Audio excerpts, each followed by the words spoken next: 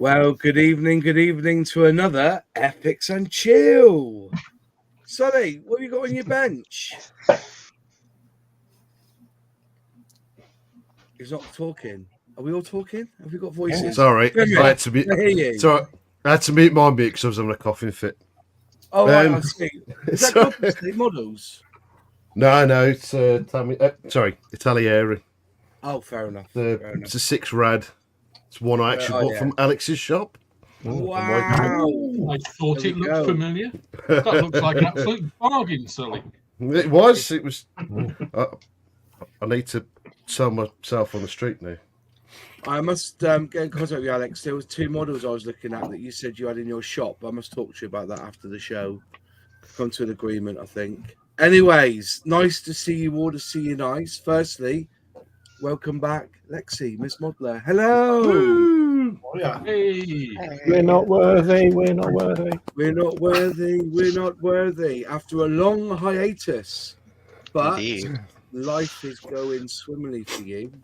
Fair play. Lovely to see you at Telford on Sunday. Though you were looking a bit stressed. It's like you've been there for the Saturday and think, fuck this, I'm not staying another hour. You know? Let's clarify. It's not because of that. It's because of the hotel was absolutely dreadful. That is the sole reason I was so tired. Is it across the road? Is it the one across the road that everybody uses? Yeah, it was the International.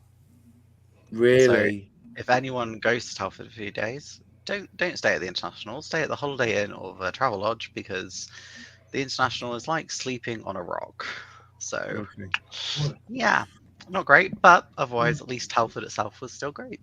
Well, it ain't a model show unless you complain about something food related or sleep related, isn't it? You know what I mean? Most model shows serve the most absolute dog shit of food. But then again, I did enjoy my cheeseburger and chips and baked beans that I got from Telford. I thought that was a bit of an improvement to last year. As I ate in front of Alex, who abhors the fact that I've bought a burger. Isn't that right, Alex? I didn't mind. Looked good. It did look good. It did look good. And Sonny there, he pulled out an half-eaten sandwich. It was good. It was chicken tikka. Right, so we got 2 in the chat that wouldn't have gone to Telford, but will probably have some remarks of what they've seen by other people. We got Fenris. Hi, my man. How are you? I'm doing all right. Good. Kind of a little jealous I didn't get to go to the Telford, but you know. You could come over next year, mate. Get a ticket. I want to. I really want to. If not next year, then maybe the following or something. I'm planning on making a trip out there for at least one Telford sometime. That's absolutely on the to-do list. Yeah, definitely. There's a really good cocktail bar in Telford, so you can go get drunk with me afterwards. Yeah. I never go on a Saturday, but I think next year I probably will go for the Saturday and Sunday, take a whole weekend, and go up on the Friday, curry night, Saturday, curry night, Friday, and Sunday go home full of curry. So I might do that. Yeah. Saturday also, at 9 a.m. is the best time to get all the bargains. What time? 9 a.m. on the Saturday. Is there loads of bargains then, is there? Well, it's just everything sells out really quickly. So like the Edward stand, loads of their stuff had sold out for the Sunday. They had like loads of popular stock which just wasn't there anymore because it was all gone. To be fair, it was ravaged when we got there, wasn't it? I did like their layout. I looked at all those boxes and bits. I'm like, sod that for a game of soldiers. I ain't going down that road. Definitely not. Yeah. And it's cash only, which is bizarre. Cash only at Eddard's? Yeah. Well, that's because the pound's stronger than the euro at the moment, isn't it? Yeah, they'll probably bag it up like, in like rolls like drug dealers do and then ship it. Anyways. And then we got John Alec. All of that cash income. What's that, sorry? I'm sure they declared all of that cash income. Definitely. Oh, I bet they did. Obviously. Yes, Eddard did. Yes, definitely. We also have John Alec in America. Hi, everybody. Yeah, Telford is on my bucket list. I would love to go to Telford one of these years, and we'll see. The thing is, you need to plan it so that on a weekend where you can go and watch Bournemouth on the Saturday and then go to Telford on the Sunday. That's what you need to do. Well, I think what Miss Modeler is saying is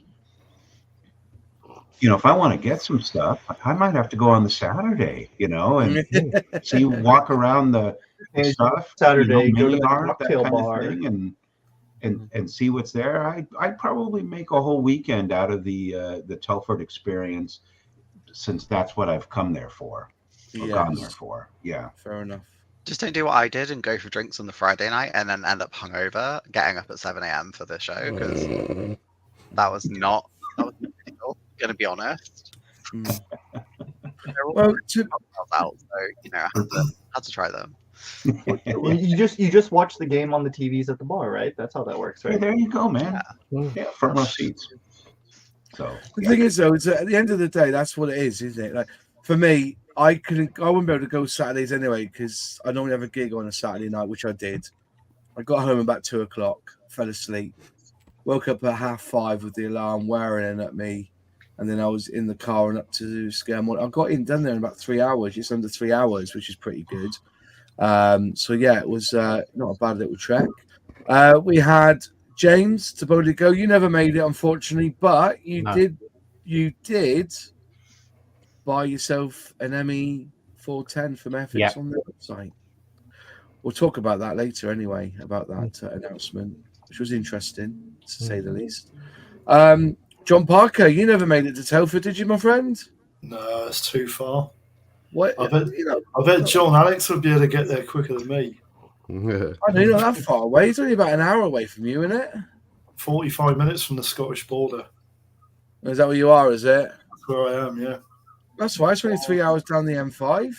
It's about 4 hours down the M5.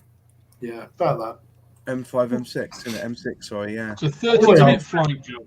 I would have loved to have gone to Telford to see Moss's 3D resin peg stand. It would have been brilliant. Saying about that, I did meet up with 3D Gizmo, which is fair play to him. Did you? Yeah, I'll show you in a bit. He gave me some goodies, and I'm absolutely blown away with the generosity of the man. We know Sully went to Scale Model World, but I met up with Alex there as well, didn't we? All three of us were mooching around, having a look at some of the models. I thought the displays were pretty good. The one that got me more than anything, believe it or not, was that Revell have now released a quick build Messerschmitt 109, right? I'm not joking when I say they wanted 40 quid for it. 40 quid for Lego, honestly. And it didn't even look all that. It looked like, you remember years ago when Lego was the in thing and you had this poor man's Mega Block, with the little hose in the top? Well, it looked like that. Yeah. It looked really poor. But I was just absolutely shocked at the price of 40 quid for that model, RRP. How big is it? Like, it was roughly 1/32 scale. And the Airfix one is around about the 148, I think. Honestly, if Lego came out with it, I could see that easily being like a 60 or more. So, well, Lego wouldn't do it anyway because they they wouldn't. Yeah, that still feels steep, though. That still feels steep. Yeah. But with Lego, in all fairness, with Lego, it would always look like the back end of the game of Minecraft, wouldn't it, when it's finished? Yeah. I mean, to be fair, Lego shy away from the whole World War thing, so and militaristic. Yeah, they've never done a tank, have they? I can't remember in all the years I've done Lego have I ever seen a tank. I think, to be fair to Revell, though, that's the RRP. Do you ever see Revell stuff at RRP? Yeah, Hobbycraft. So fuck off. Well, okay. To be fair, though, it is more in line with Kobe's pricing, which is, I think, who they're more directly competing against rather than Airfix's quick builds. I don't think they're viewing it as like children's as much as Airfix's, because Kobe's ones are all about sort of between like 30 to 50 quid. The Edo stand looked pretty good. The Revell stand, it was good to see Revell there, don't get me wrong, and the Mandalorian range is looking pretty strong with the what's the vehicle that the Mandalorian flies around in. They got like the Razor Crest. Yeah, they got the Grogu there. No, not the Razor Crest. The other one that you had, where you had the dome on the Season top. 3 one, the Naboo Yeah. Naboo Starfighter. That looked pretty tasty, to be honest. That did look pretty tasty, but they announced and that is a new Revell tool. It's not Bandai. Did they have any meteors there? Well. Pardon, my friend? Did they have any meteors there? You know, that new release meteor? No, no, didn't see that. But if it did, they would have had it under lock and key because it would have been gold plated, surely, for the price of the bloody thing. Didn't have that there, but I think that's a misdemeanor. If I remember, the announcement happened before the summer, wasn't it? Yeah. So in theory, that should be out by now, shouldn't it? Should be out by now. Perhaps they've had some issues with it. Yeah. But I was, you know. Maybe they had some wing pylons for it that had wheels underneath them. Yeah. Well, perhaps the company they were nicking off weren't finished with it yet. Probably not. Yeah. So also, I'll tell you, Airfix. I've never seen so many Airfix staff there. Like was it looked pretty big.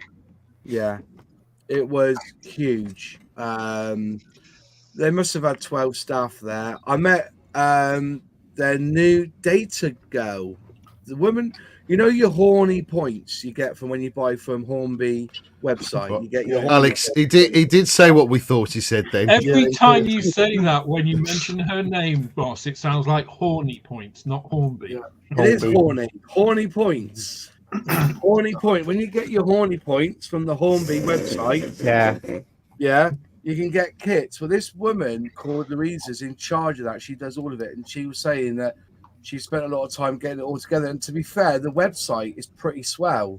When they announced the ME410, the website went really sluggish. They were really struggling to do stuff on the website because everybody was hitting it. So going by that recce of information, it looks like the 410 has come to it will be popular. Very popular. But we kind of knew they were doing it anyway, so but we kept it hush. But we didn't sign any NDAs, unlike some people. They had to sign NDAs, which is interesting. Because as you know, the model was already built on the channel, which kind of pissed a lot of us creators off.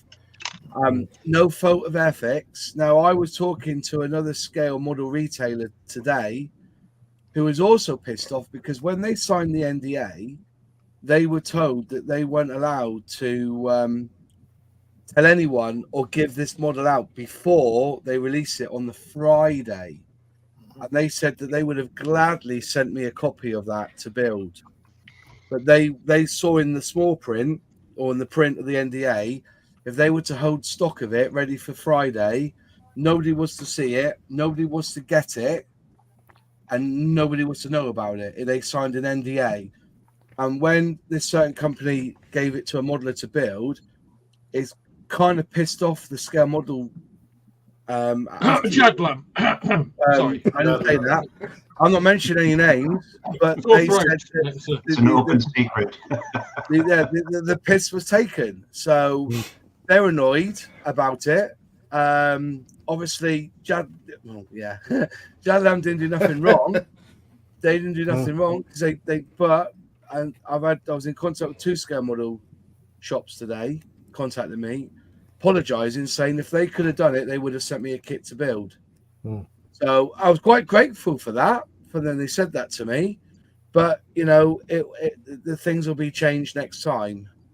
You know me, I love reviewing Airfix kits. That's my main passion is, and that's why I've got loads of kits that I haven't built. It's because I just love buying Airfix and reviewing them. Not just Airfix, anything with the word Airfix on it, I buy. I must say, I remain sceptical at Dale's explanation. Pardon? I remain sceptical at Dale's explanation, and that next time it will be different. Well, I'm hoping it will be different. And Dale has never lied to me, you know, Alex. He's always been up front. He tells me what he can say, and he doesn't. If he can't say anything, he won't. He didn't say that they weren't going to be preferentially releasing it to certain retailers, though, which I think is part of the core of the problem. Yeah. So because they do it all the time, don't they? Mm. Well, there's a lot of talk because I was talking to a model shop today. I say I'm not going to mention any names because I feel it's unfair to, but he says that when he signs up to buy certain product, he guarantees that he's told that he has to sell it when it gets released at the recommended retail price. He has to. But there are certain model shops online, big model shops, who will do a pre-order and knock a tenner off or a fiver off before it's even cheaper than the Airfix website. And he was wondering, why does he always get stumped by that? Because he cannot do it cheaper because he's agreed to sell it at RRP. But it's the debate that's going to be happened amongst all model company, models retailers, Shops. And shops. Is the ball, is the playing field fair? For instance, no, it's not. The model shop. One instance he was bemoaning was that a certain online retailer, a big one, when hobby companies say they've got Tamiya extra thin in stock, a certain company will buy the complete lot, will buy all of it outright, and then nobody else can get it because the hobby company sold out. And that's not fair on the smaller retailers. And at the time when smaller retailers are saying, we need your help to keep surviving, but the big guys are taking the piss by buying the complete stock, I can see that happening. So I don't know. It's a really strange predicament that smaller retailers have, But yeah, there was all sorts shared, and it was a just interesting chat because people talk. I talk to people and they talk to me, and sometimes I just feel that that's the way it's got to be. That's illegal for suppliers to fix pricing. Yeah, I don't know where it stands with that. I really don't. It's part of the core terms and conditions of a lot of companies. It's illegal for them to fix pricing. It's not illegal for them to say for a period of however long after a new release, you are not allowed to give more than X% discount.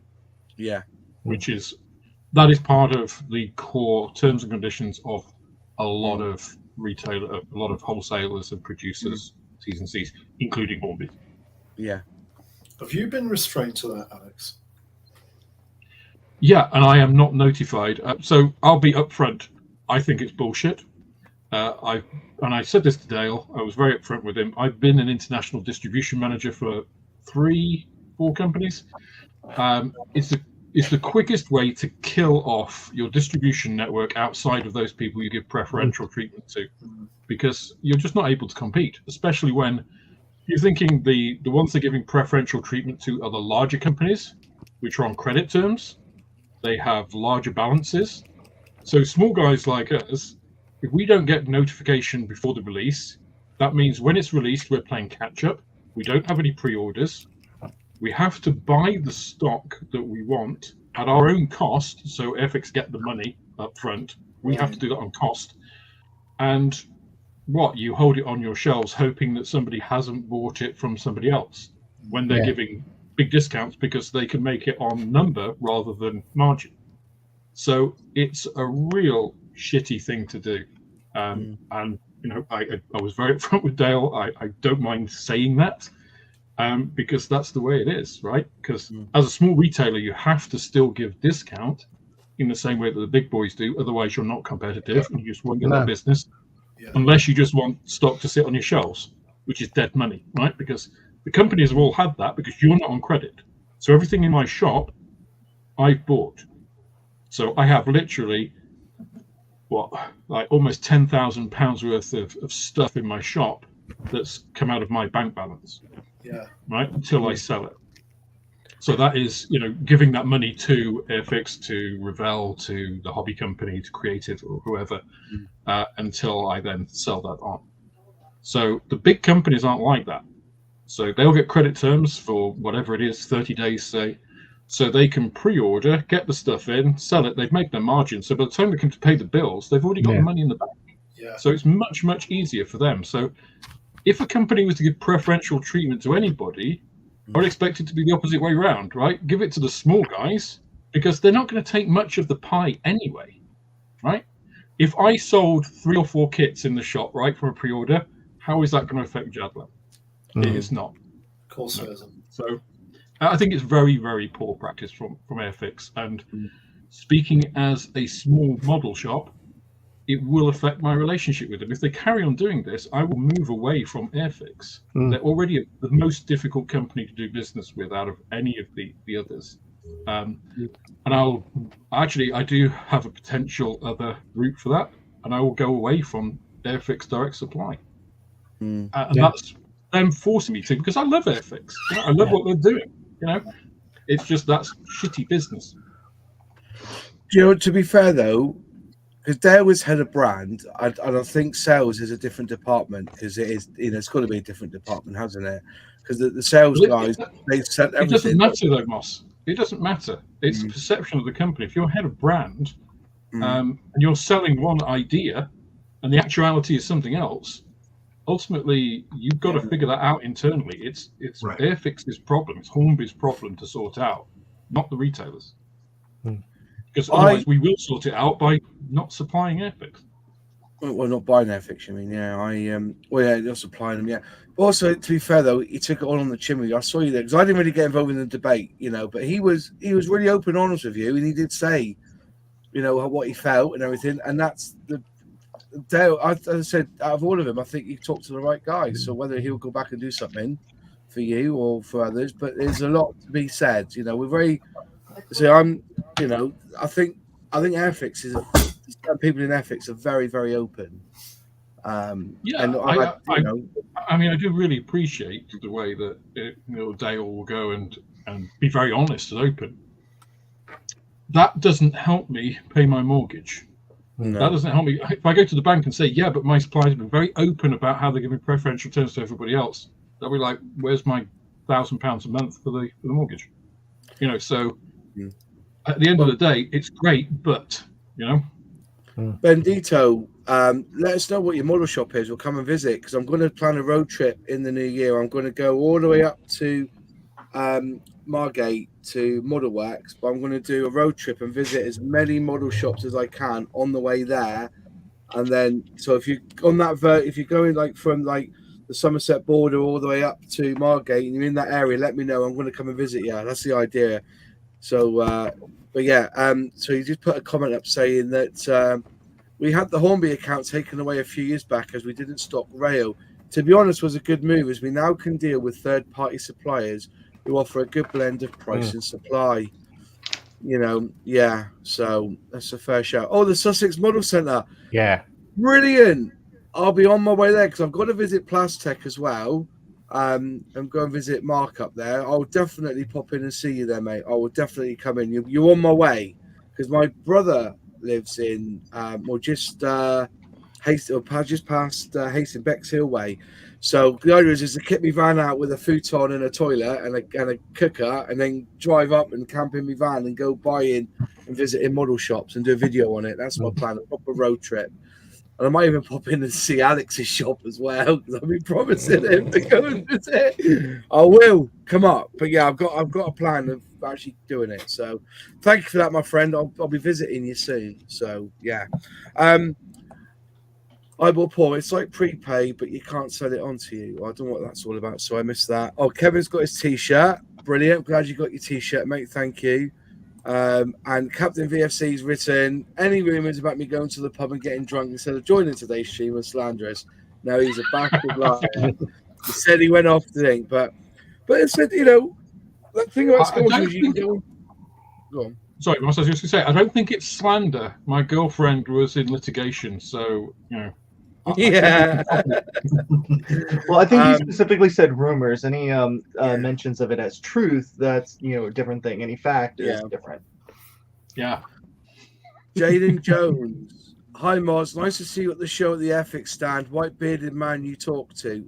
Hi, Hayden. Nice to see you. Are you the one who said that you enjoyed the podcast as I'm the Airfix fanboy and Alex is the professor? Because I can't hear you ever said that to us. It made us want to do more podcasts. I'm glad. I shall put these on for the remainder of the night. I've been loving doing my articles every week. I'm writing one now about Telford and about, so if you want to catch out or want to look at my my Substack, which gives you an article every week, emailed to your desktop or your phone, subscribe to me on Substack. It's completely free. I've turned off subscriptions. When I first set up, they asked you to make a £5 donation each month, but I've been able to turn that off now. Now I've got so many subscribers, so which is good. But yeah, going back to Telford quickly. Hang on. Visit my shop, AC Models, East Hampshire.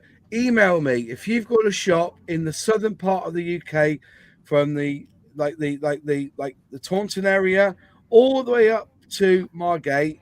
Send me an email and I'll pop in and visit you. Definitely, I'll pop in and visit you. That's the plan. Make sure you're in. Okay, so going back to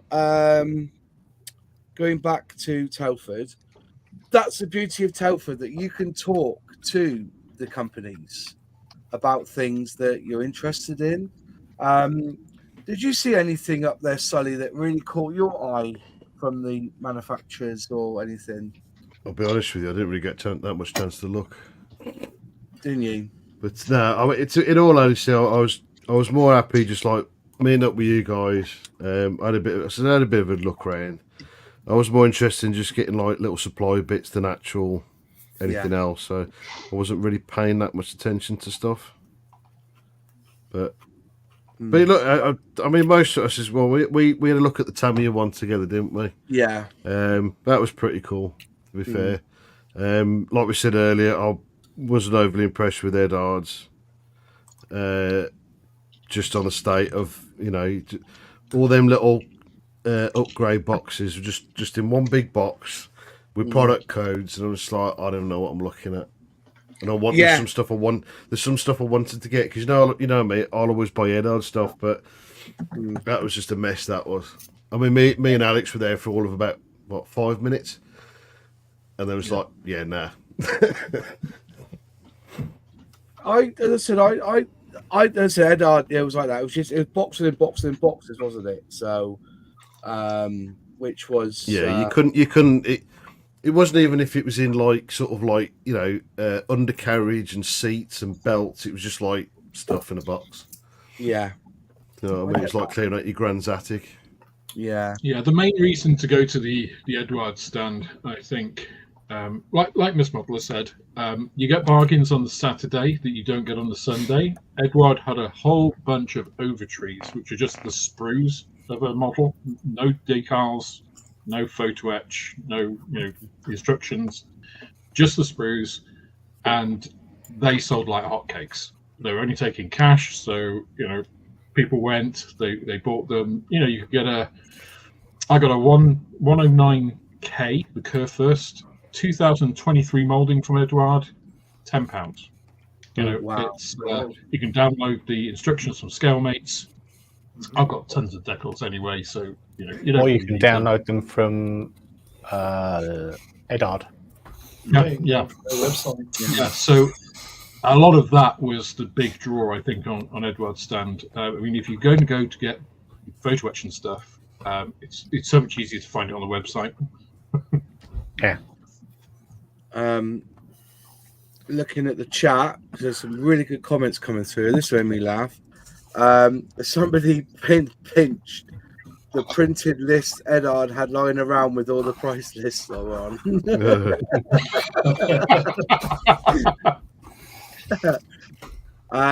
Poor price. Be right back. Need to order more NATO green from Outlaw. Yeah, they released it and they sold a ton of it. It went really, really well. I am so pleased that Outlaw is now in the hands of you guys. Honestly, if you are using Outlaw Paint, email me and send me pictures of your builds. It will be fantastic to see. Alex is now stocking it as well. Is it on your website yet or not, Alex? No, not on the website yet, because there's like bloody dozens of them to put on. Was it 180, 190 pots of paint so far? More importantly, Alex, are you stocking the Outlaw Railway colours? Oh. No, I've got the whole military range. I mean, basically, because it's a bit more than normal paint, you know. So to get all the military range, to get multiple colours of it, not huge margins. That's quite an investment. So I just couldn't afford the the full range. But I will be getting them probably. James and I had this conversation yesterday. I've had a lot of RC people come into the shop as well, because there's a couple of RC clubs near me, and some of the colours of Outlaw are perfect for RC cars. You know, some really nice pearlescence and stuff. So I've already sold him. I'll be expanding my range come the next order when the slow boat from China gets here. John Christmas said, ask Outlaw for 2 colours and didn't have either. Oh dear. That'd be interesting. Well, if they're military colours, get in touch. Yeah, if they're military colours, they did sell a ton, which is good. Well, everyone in the chat, you know, please ask questions about. We want to make this about Telford today.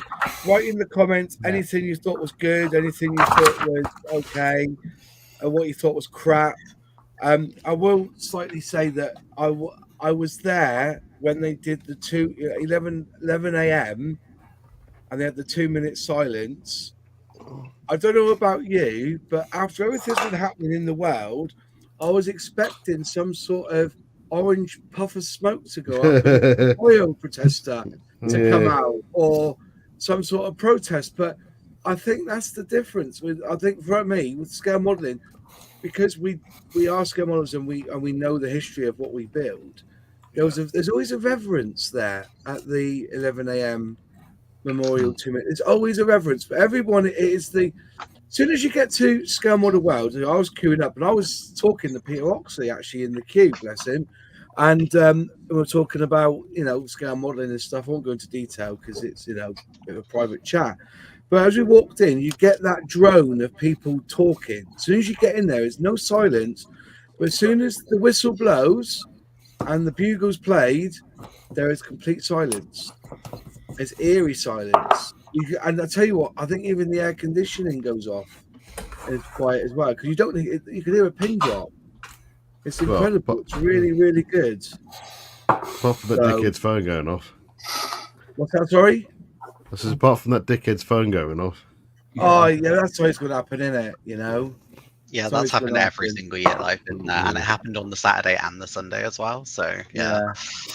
It's, but, it's there's going to be a lot of, if you did buy Outlaw paint, let me know. And we will, and then we'll exchange notes, because as I said, I've got the full range now on my bench. I even had to buy another rack to put Australian colours up. See, I had a little bit of a thing about it. I said that a lot of Australian colours are English colours anyway, which Jason then bitched at me and says, no, it's not. No, it's not. And I don't know whether that was a marketing thing because he wants to sell more paint. But no, honestly. They're just British colours that have been out in the sun too long. And talk of Outlaw paints, we got the man of the hour, James. Hello, my friend. Hey. Hi guys. I'm only popping in very quickly because you can see I've darkened everything so you can't see just how haggard I actually look. Yeah. It's a great weekend. Full screen a minute. Oh, don't do that, you You had a good time then, my friend. Yeah, Sprue Box did really, really well. Obviously, we launched Outlaw Paints. To the comment that was in there earlier about some colours, yes, we did run out of colours. REF range, definitely. You're glad to know that Alex has got the full range. So you drop him a line or drop me a line, whichever. It was... as all things, you never quite know what to do and what to take. So I took every part of the delivery I had There were some problems with the delivery. We did, unfortunately, some packer somewhere has a range of Outlaw paints that he shouldn't have had, or she shouldn't have had, but we didn't get it. So that was a bit disappointing, but that, it's one of those things. But yeah, everybody was super excited about it. Lots of positive feedback and chats about the fact it got to the UK. Poor Alex is, yeah, our conversation. We'll keep that between ourselves, Alex. But yeah, I appreciate the expansion that you're going to have to do. The military range sold really, really well. Yeah, I don't even know all the true figures at the moment because the truth is I got home at 12 o'clock today, unpacked the van and went back to bed. I just blown completely.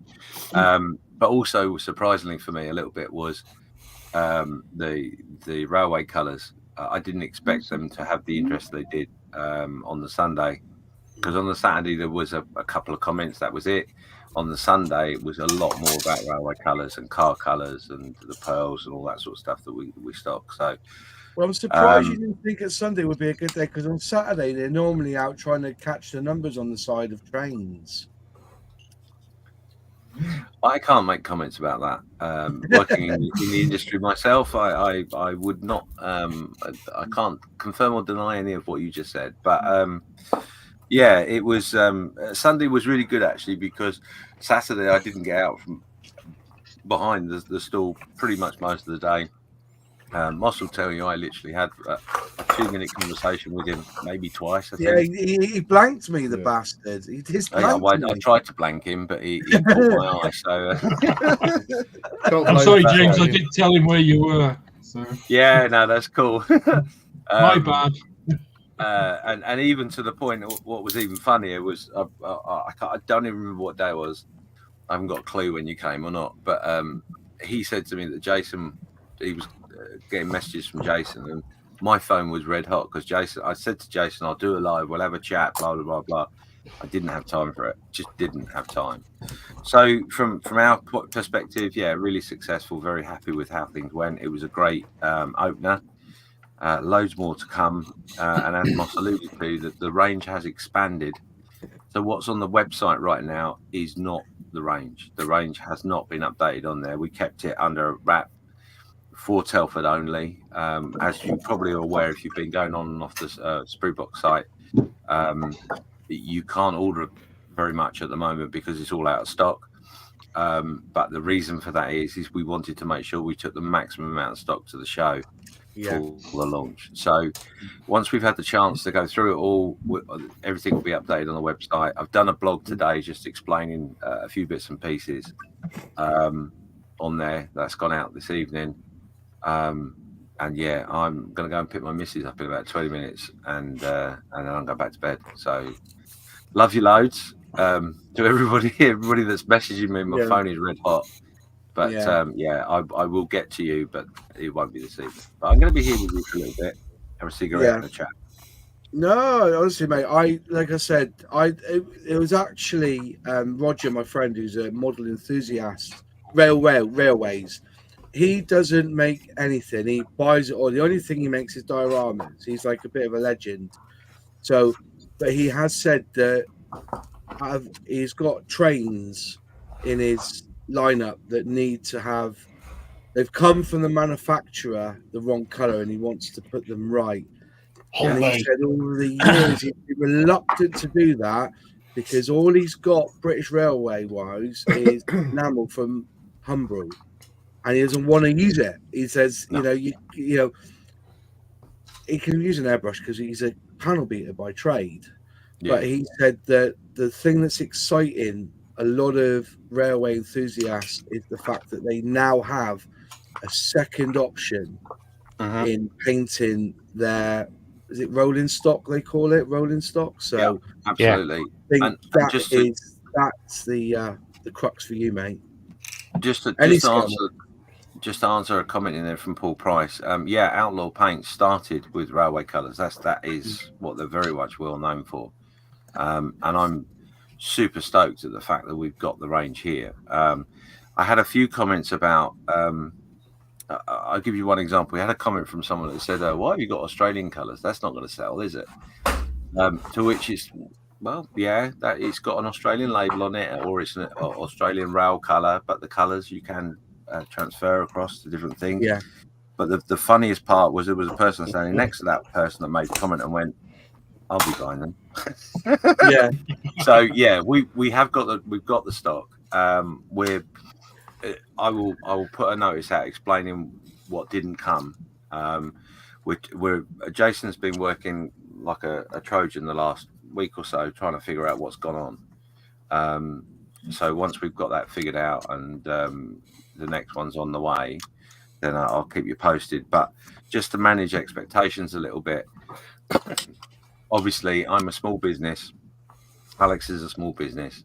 Restocking will not necessarily be a problem, but please understand that we brought a shipment in. We weren't sure how it was going to go, so I've gone to the max I possibly can, like Alex has with the military range. So there may be a time where there may be empty shelves for a little bit, but the joy of that, on the more positive note, it's not up on the website yet, but it should be by the end of the week. There's going to be a special form that goes up. So if you've got anything you're particularly looking for and want, you can send off basically a statement of interest, if you like. We're going to put that up on the website because we've been asked to. So that won't necessarily be a pre-order, but it is a statement of interest. So, and alongside that will be, because there was a couple of colours that came up in conversation from people, of which we don't have with, I can give you the example. I can't remember exactly what it was called, but it's an interior colour for British armour in the 1950s. Now that's not in the British range. However, it is in the Australian range. So we do have a colour. It is not on the website. It is one of the 80 odd extra military colours that was released by us in the UK only this weekend.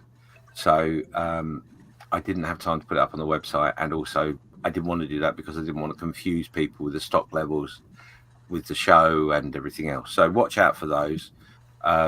And yes, to answer another comment that was made earlier, that there's some colours, I think Moss, you may have alluded to it, there are some colours that transfer over the countries. Yes, there are. Yeah. I'll put my hands up. However, if you are the sort of person that wants to have the country range, yes, you might have some repeats of colours, but you'll have the labels for your country range. Yeah. And apparently, I was a little concerned whether people would want that or like that, but certainly from the feedback we got the weekend, people are very much, I want to have the German range. I want to have the British range. Yeah. So we're going to look at that as well. So in the new year, we may be doing a package of some description as well. But that's just thought process. It's not physical fact. It's just something that I'm trying to work through and figure out how we could do that. But I also want to. I hope the guys are watching actually, because I did tell them about Moss. Yeah, he looks like that. I'll put it back on in a minute.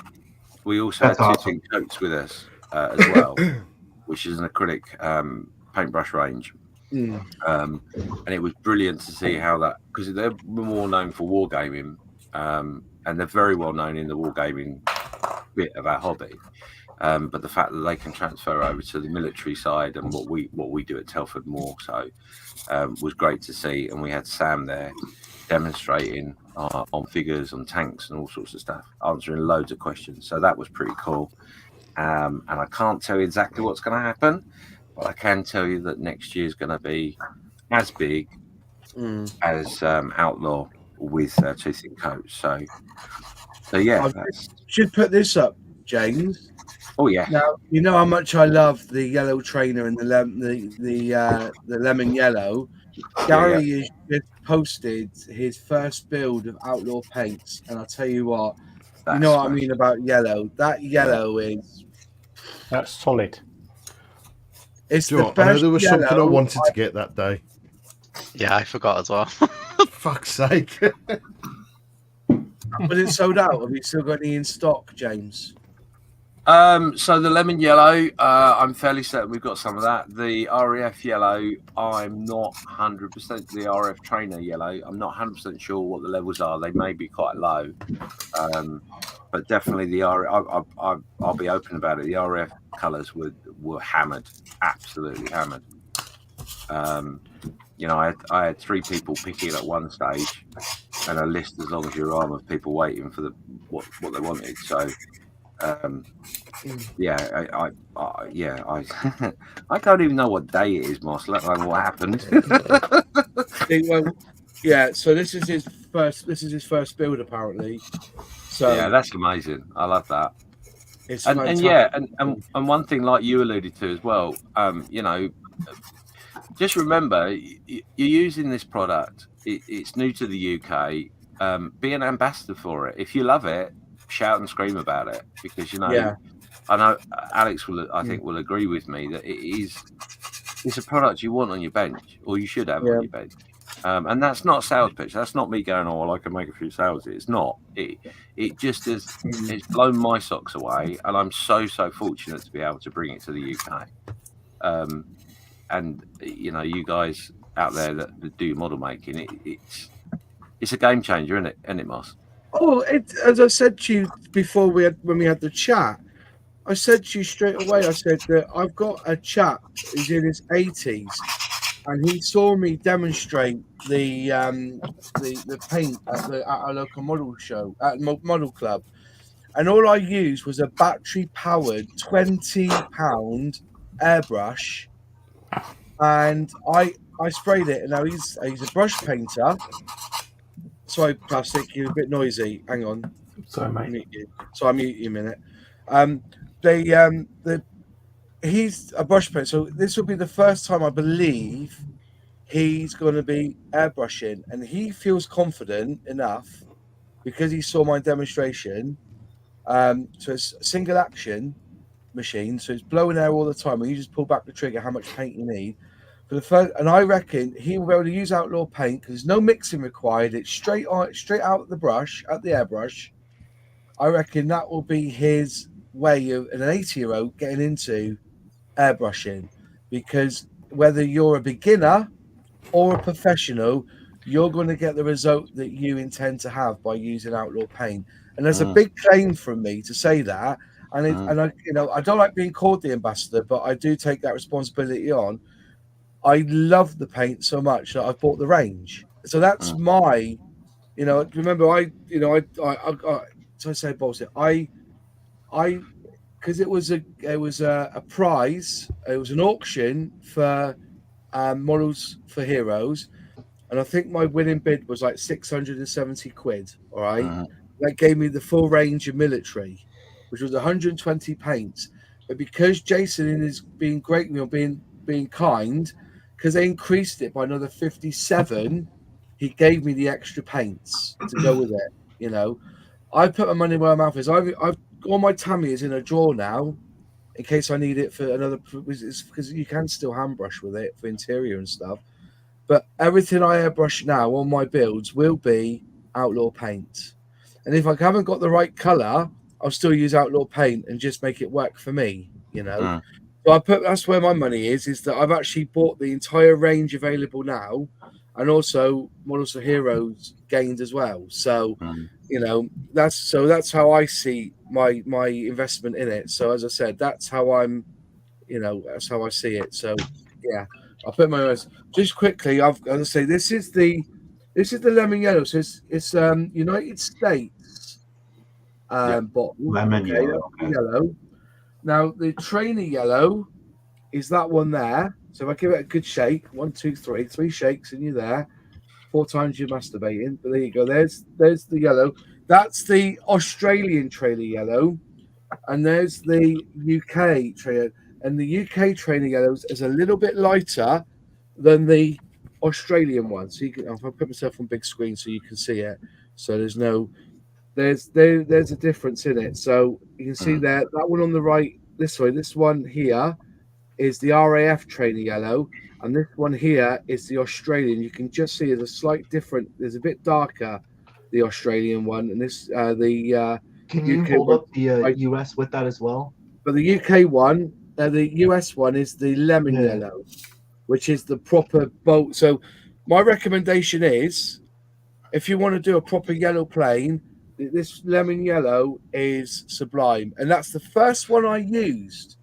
Yeah. And I sprayed it that night, and I did a live stream with James, and I had a Meteor that had a really dark grey, or Tamiya's dark grey primer on it, and I went over it once, and it blew me knickers off. I was so impressed with yellow, because yellow is one of the hardest ones to paint. So yeah, we did when he says we did a live. We didn't do a live to the world. I was a bit sneaky. I meant to ask his permission, but I recorded him because I wanted to see the reaction. I still haven't sent that to you. I must sort that out. Yeah, you must send it to him, mate. That'd be really good. But I've not published that. I've not published that on purpose because the reaction from Moss I've never seen from a modeler ever. And I can't repeat the words that we used either, but that's not the point. But yeah, it's looking at, I mean, I bear in mind I had the delivery of the paint literally 2 weeks before the show at Telford, so I haven't actually sat down and really looked at all the products comparison wise, but there are, like Moss has alluded to, there are differences. Although they've got the same names, there are differences in the paints, and it's going to be interesting because also going back to what you were saying there, when you're doing a yellow, if you've got slightly different colors, you're on a winner, because you're then starting to do your fade in and bits and pieces. If you're using an aircraft that's, the painting is old, so it's covered. It's covered, but we haven't shouted about it. I mean, the certainly in the rail range, there are at least 3 or 4 colors that I can think of that have got 4 different versions, purely so you can do your fading effects and all that sort of stuff. And like you said, it's all pre-mixed, ready to rock and roll. And what you don't use, you just pour back in the bottle. So there is no waste. And I was funny because obviously we had the 2 thin coats there, and I was saying to people when talking about Outlaw, saying that really all you need to do, and this is honest truth, 2 thin layers, not 2 thin coats, 2 thin sprays or passes with your airbrush, and you've got your colour. But one thing, like I said to Moss earlier this afternoon, was bear in mind as well, sometimes, not with all paints, but some paints, when you spray it on, you might think, oh, look, that doesn't look quite right. Leave it for a little bit, let it settle. The colour can change very slightly. Duck egg blue was one of those colours, just popped in my head. Duck egg blue was one of those colours. Someone I know that I'd sent out as a sample had sprayed it and initially thought, oh, no, that colour's right off. And they went off and made a cup of coffee or doing something, whatever they do. And when they came back, it was spot on. So, bear that in mind, and don't overflood your models with the paint. You really don't need to. There isn't a learning curve as such with it, but those 2 things are the things in which I would recommend. Nice thin layers, and let the product sit for a little bit. Saying that, at the show, I took the models that I'd done, as well as some other people had done, as examples, so you could pick them up and look at, touch the texture of how it sat on the plane or train or whatever it was that was there, purely so you can see. And there was no, I promise you, there was no clear coats put over it or any funny business. It was literally primed, painted, done. That was it. So we had a 109 there that the budget modeler Steph did. The videos on his channel went out Monday, I think. And he did a comparison with Alcalad one side and Outlaw on the other. And he did exactly the same thing. He just put the paint down and sent it. If you turn the plane over, you would have seen written on it the 2 product names. So he did that for me as a comparison. I didn't know. I didn't see it until the Friday when it arrived, and he told me the video was going out. So it's super exciting. Yeah. Fair enough. I need to go for the full 2 days next year, as I'm missing Outlaw Paints.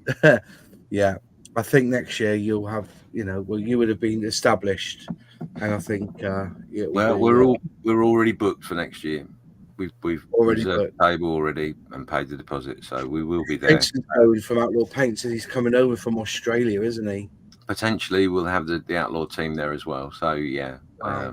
that's going to be a busy store. It is. I'm going to be there. I have to say a big shout out to James as well. So James helped me with the racks. Thank you for the racks, James. Fantastic. And he helped me out with the racks and a sack truck, get them in the back of my car after a very busy 2 days when the poor guy had only had about 3 hours sleep, I think, in the preceding 72 hours. So, massive shout out to James. Thank you for that. And it's all set up in the shop. I opened this morning with Outlaw Paints in stock. So it's really great. Thank you. That's a pleasure. I'm pleased they're in the shop. Good luck with it. I'm just going to go more on the website. So yeah, no. To be honest, send me a picture of that, will you? Yeah. No, we'll pop it up on our social media as well. Like I said to you on the day, we'll do that. One of my things I said over the weekend, which is the ethos of Sprue Box, is that I want to make sure that the customers are supported throughout the journey of their projects. So we're always there to help you no matter what, whether it's the start, the finish, the middle, whatever. But we also, everybody that we bring to us, we have the community thought process. So Alex is part of our family as far as I'm concerned now. And we are there to help him. And every supplier that we will have will become part of our family. So I can't tell you exactly who they are right now, but from the weekend I was asked by several people if they could get involved and help. So, which is great for me, but also great for them. But we will concentrate on the smaller business, shall we say, because it's important to support the little people. Because I'm a little person. And I'm grateful for the support that Alex gives me, and Two Thin Coats and Outlaw and all the others to come. But it's that's the approach that we want. And it sounds like a bit of a sales patter. It's not. It is truly how I have operated for the last 6-7 years within the modelling community, and that will carry on 100%. So anyway, enough of me waffling. You've got other that's fine, mate. I'm just waiting for my Outlaw T-shirt. Did you not send one to you yet? Oh, well, he hasn't yet. I have to have words with him. Apparently, there's a merch store I can buy one from. Yeah, there is. It's not on our website yet. I haven't put it on there yet because I just haven't time. But there is a merch section, and he's set it up in a way wherever you are in the world, you can order the merch through that link. And it's sourced and sorted by a local company of the country in which you're in, and it will be sent out to you that way rather than it coming from Australia. So that's a pretty cool idea. There's some other bits and pieces coming from us too. So, but yeah, that's all planned. Anyway, I feel like I've just popped on to say I'm amazing, and now I'm going. Rude.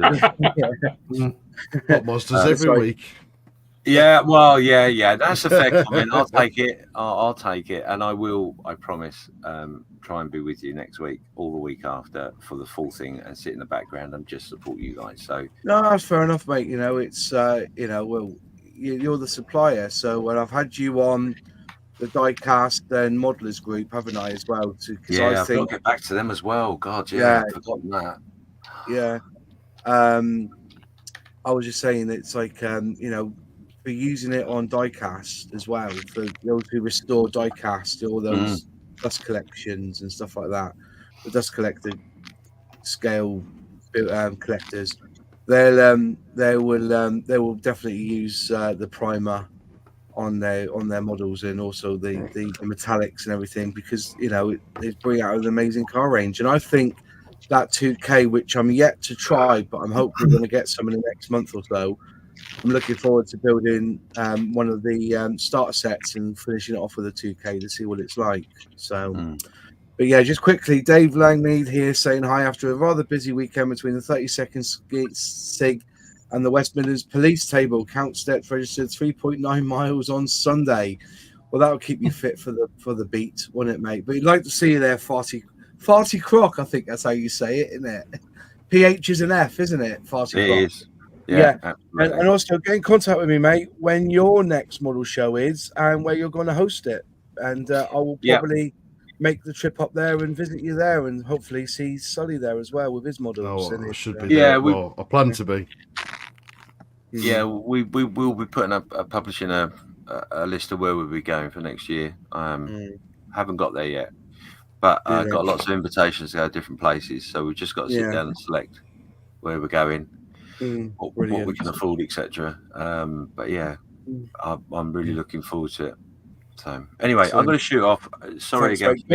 Go get some shut eye and get some of that Outlaw Yellow back in stock. It's in stock. It's in stock. You got the All right, I'm going. Mate. God bless you. Love to you all, Lexi. Love Cheers. to see you, mate. Night, James. Bye-bye. Bye, James. Ta-da.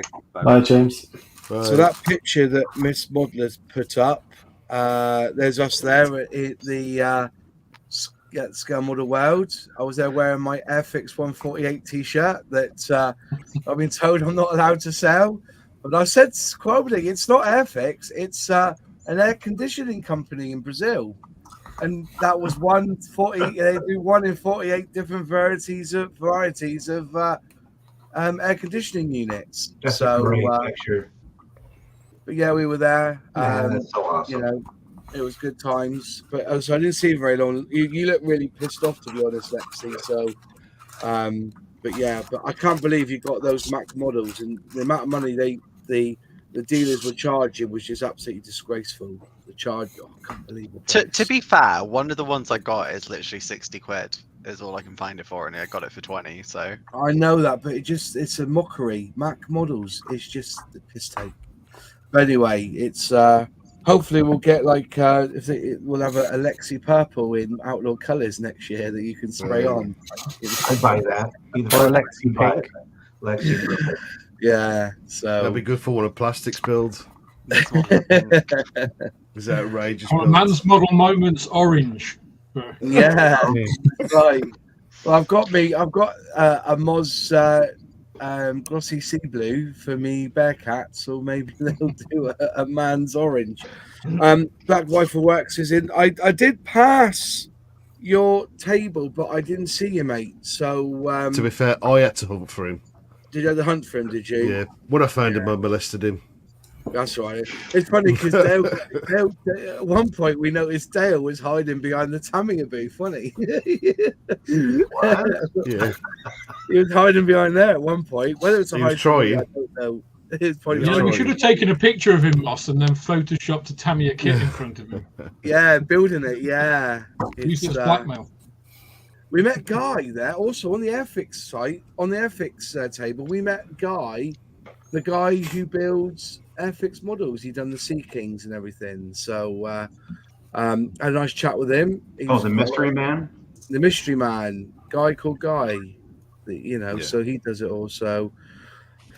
I'm on the Isles of Arran waiting for my Outlaw pre-order Friday, Saturday. Ferry broke down. Today's weather too rough to sail, so no post. You guys aren't helping with all this paint chat. Well, you're going to love it, mate. You're going to love it. Celtic West is in the house. He never turned up. That's the wrong one. That's the one I need. He was on holiday in Cornwall, so he didn't come to Scale Model World this year. But, hopefully he'll come next year. But going back to the actual, I thought the turnout from Scale Model Clubs was delightful. There was some incredible models on the tables from local and national model clubs. And that did impress me. And the footfall seems to be a lot more on a Sunday than it was last year. Seeing Ravel there, Edard, who else was there? Tallery, Tamiya, Dragon. Yeah, but that was all under the Hobby company, wasn't it? But it was nice. Yeah. What was that boat we saw, Alex, on the Tallery table? It's a huge boat, wasn't it? Like that size. Torpedo boat, wasn't it? I forgot which one. It was torpedo. 35th scale. 160 quid, wasn't it, or something? But I was more impressed with the plastic because it looked immaculately, what's it called? Injected. Yeah. I didn't see any problems with it. It looked, it's a hell of a size as well, isn't it?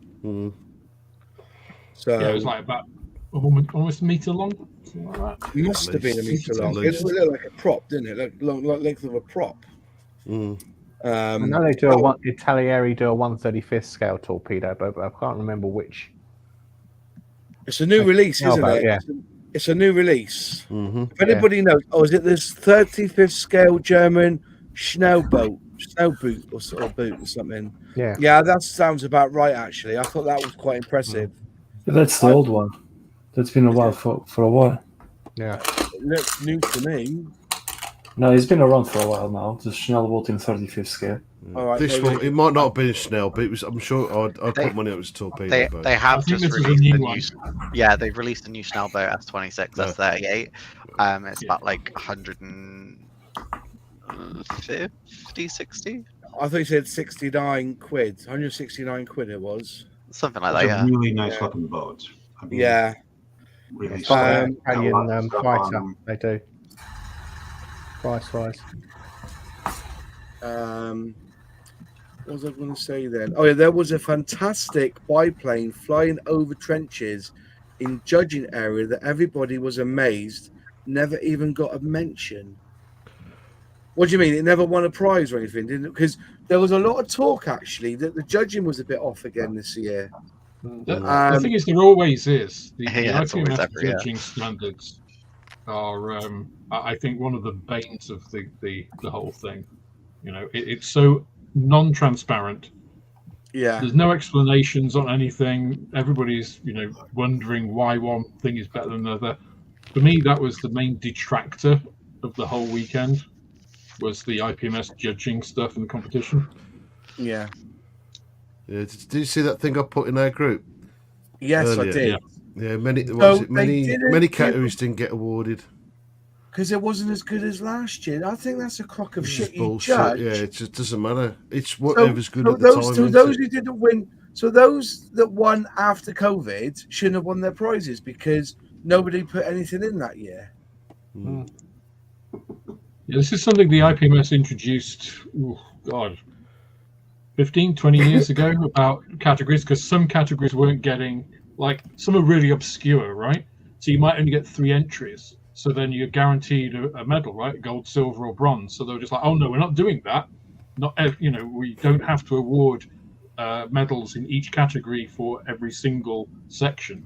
And then they started all this bullshit about, well, that's why you only see like one category will just have 1 silver and a commended. And it's like, well, who says that that's a silver? Are you trying to infer that IPMS don't update things after 15, 20 years? What? It's not like they still have a paper magazine and not a digital version for no reason, and still can send out physical cards for no reason when we could all have digital membership cards. Yeah, it's astonishing that such a forward progressive movement is in the 21st century, isn't it? They did send. I'm sorry, go ahead, Lexi. I was just going to say they did actually send out digital membership cards to a lot of people who mine renewed end of October. I got my partner membership as well because we're going both days, so it's cheaper. And we did actually get digital membership cards this year, which is good because, one, I hate having a paper one because I will lose that as quick as I can, and 2, because I don't take my purse with me most of the time because I pay on my phone. So having digital ones is good. I hope they do that going forward regardless because it's better. But yeah, IPMS are like literally stuck in the Stone Age half the time. I mean, they still have some ridiculous rules as well. So I got. Did you keep your band for both days, Lexi? Yeah, I did. Yeah, so I didn't. So I just took mine off at the end of Saturday, because I just I'm not taking this thing into the shower, And I got there on the Sunday, showed my thing, got the badge, and it's like, oh yeah, I didn't bring my one from yesterday. It's like, oh, well, theoretically, I should charge you £20. It's like, get the fuck out. It's like, really? Yeah, it's ridiculous. It's like, you've got a membership. Why would you be charged a ticket price again for it? It's just, it's astonishing. It's astonishing.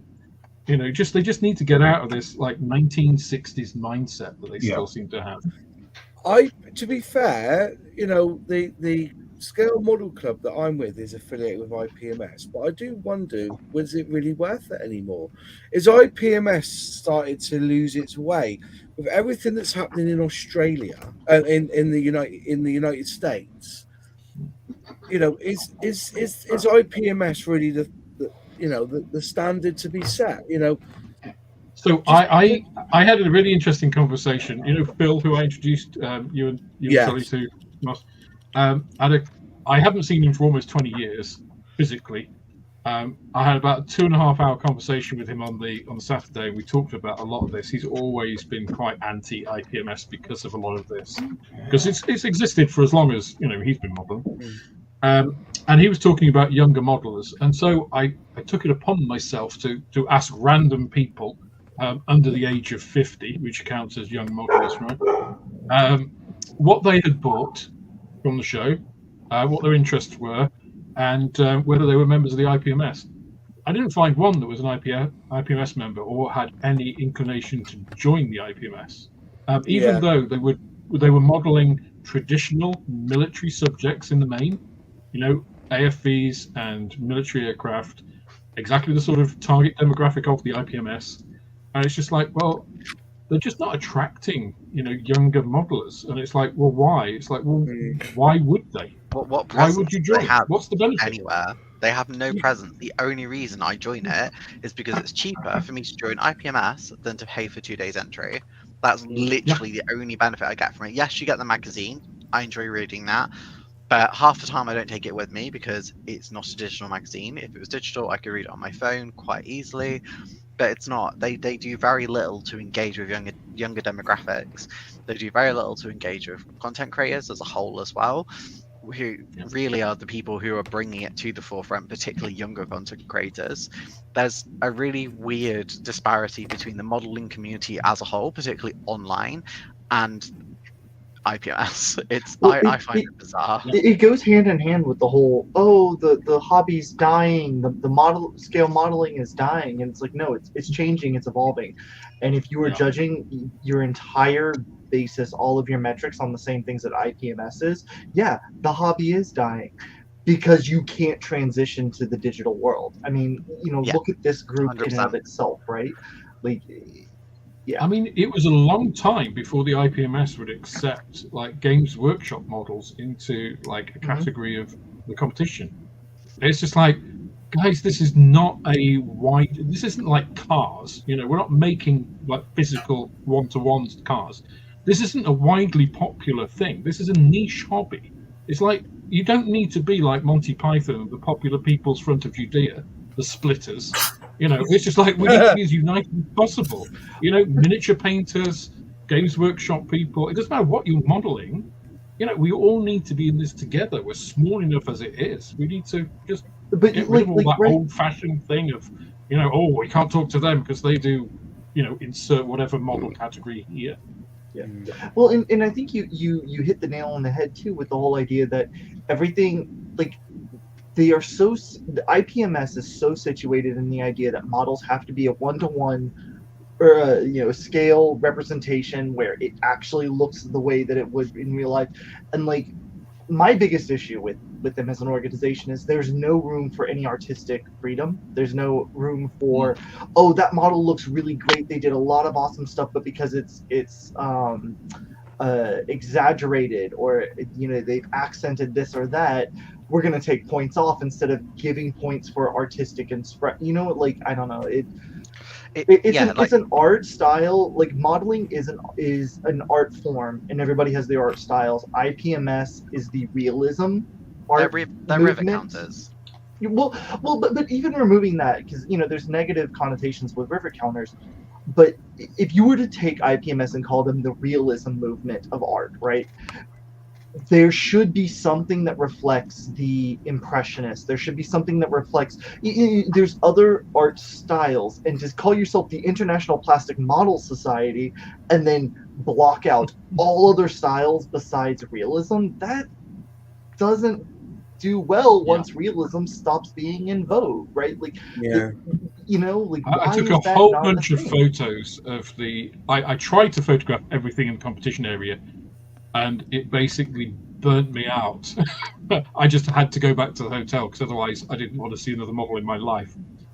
Came back to it on the Sunday, photographed a whole bunch more, not everything, but once you actually look at the competition and go through it systematically, you can start to see patterns in what the judges like, and it's not how good the model is. And that, to me, is my problem with it. It's like if there aren't a definitive set of criteria, and it's down to personal preference of the judge, there's an issue. Yeah, you're not judging how good your model is. You're judging on how good you can guess that the judges think your model is. Yeah, right. Yeah. So you're trying to make it appeal to the judges, aren't you? Rather than make a quality review. And right, like again, going back to the stylistic bit, how can you get, you know, if they're getting judges that are only doing those same type of things, you're never going to get judges in on the judging that are going to judge more positively for differences. And so everybody's going to be entering the same dang thing. And so all of the models look the same. So how are you going to be able to pick out some that are better than the others if all of them are doing the same thing because they've been conditioned to model in a specific way? Right. There was at least a glimmer of sunshine in that I'm gonna get the name wrong. The giant 40k Space Marine transport. I want to say Thunderhawk. I don't think that's right. Yeah, so that's it. Whatever it is. Yeah, Thunderhawk. So one of them won. I'm assuming it was in sci-fi and fantasy. I didn't really look at the category, I'm going to be honest. I just sort of looked at everything in the competition area. But that won first place. It was incredibly well done. It was, I'm going to assume Imperial Fist because it was yellow.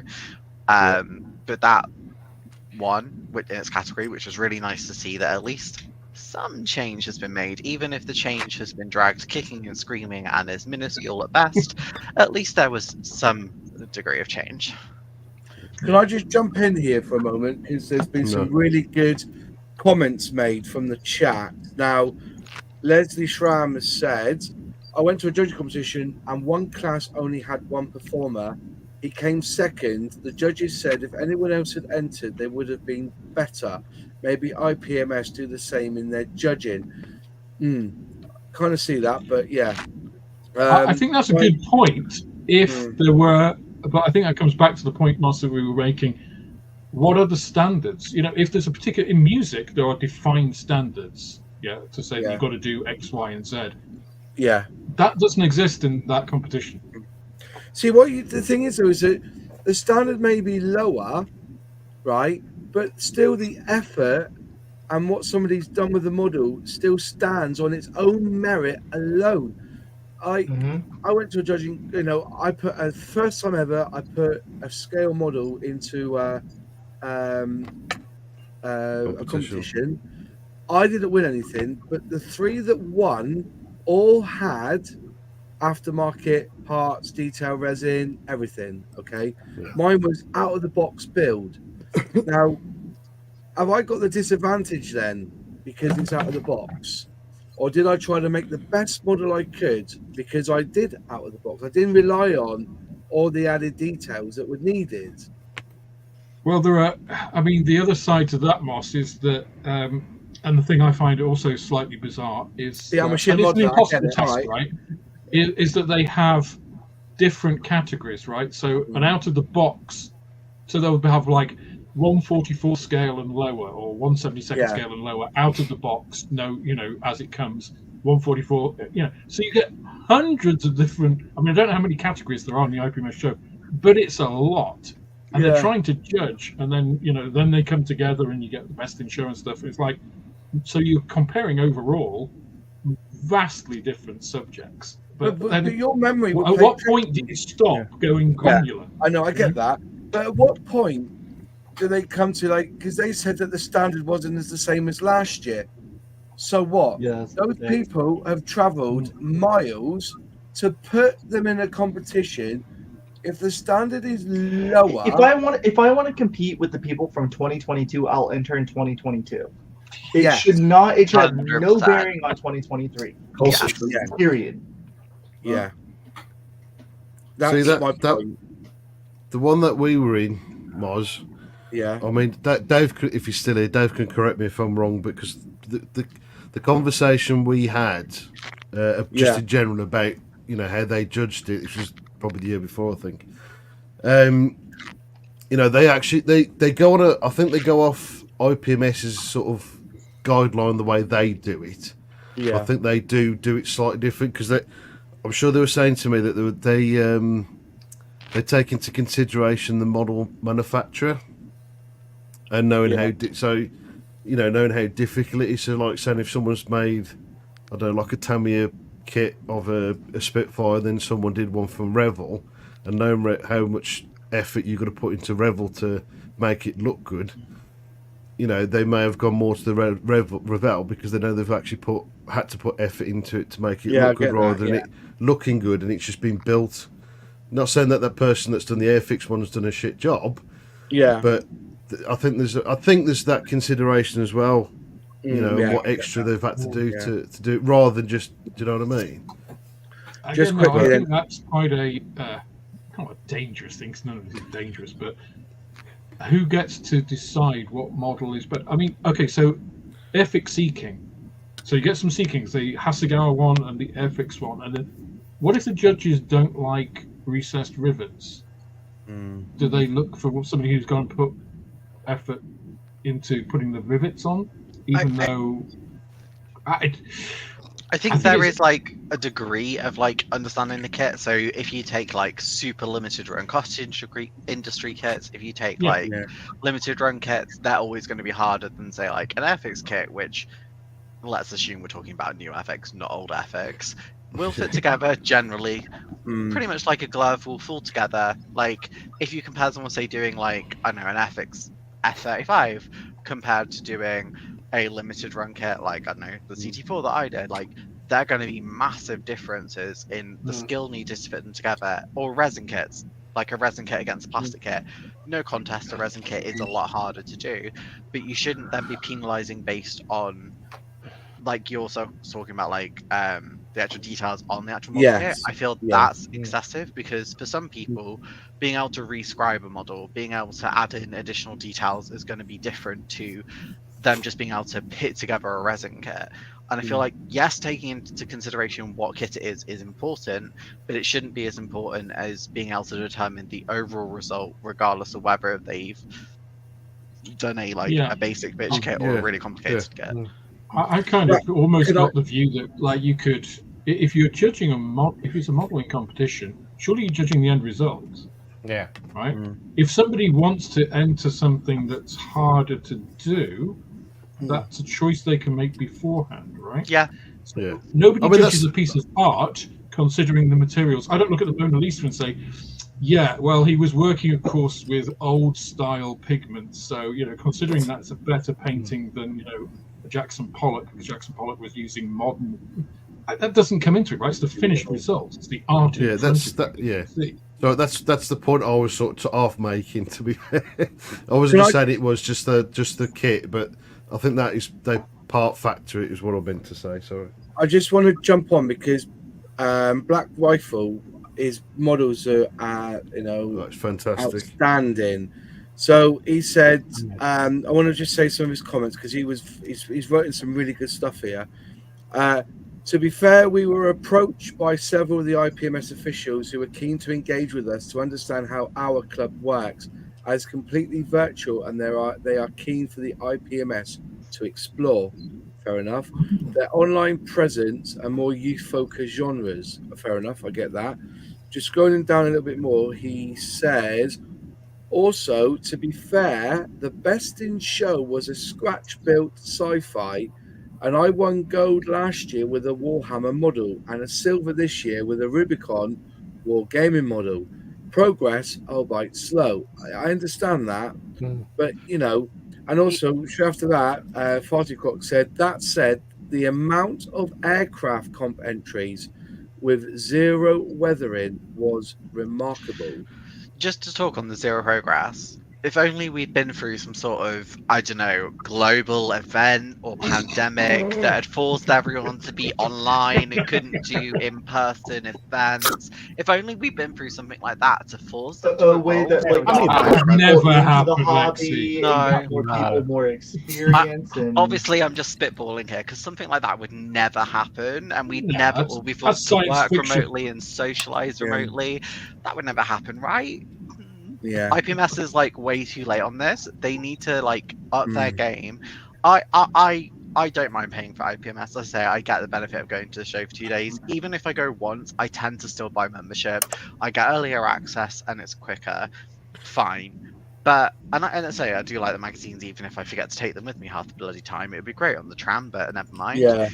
But they could do so much more, and it's not things that would cost them more. Sending out like a magazine digitally compared to printing it, the overheads, like, it makes sense to send it digitally. Like, I don't care whether I get it in print or in digital. It's not hard to get people's preferences for that.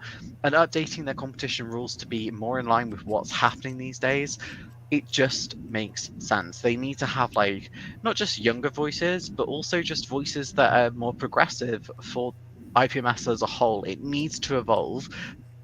They are the authority on like model making, and so they need to like represent that rather than being stuck in the Stone Age. I was going to say earlier was about like the membership and stuff. I know people that are a lot older, and they literally only buy their membership just for the 2 days at Telford. They're not asked about anything else. It just means that they've got the option of 2 days at Telford. I mean, that's why we bought. I mean, I was exactly the same as Lexi. Do you know what I bought mean? mine at the end of October, about 4 days before the the cut-off, so that I could get in for both days and an hour earlier. I mean, it would be great if the IPMS reaches out to me in some way, digitally or whatever. But I've been in the IPMS before for exactly the same reasons, right? And that hasn't happened. It does make you wonder who is in the IPMS for general sake of being in an IPMS, or is it just for the model show?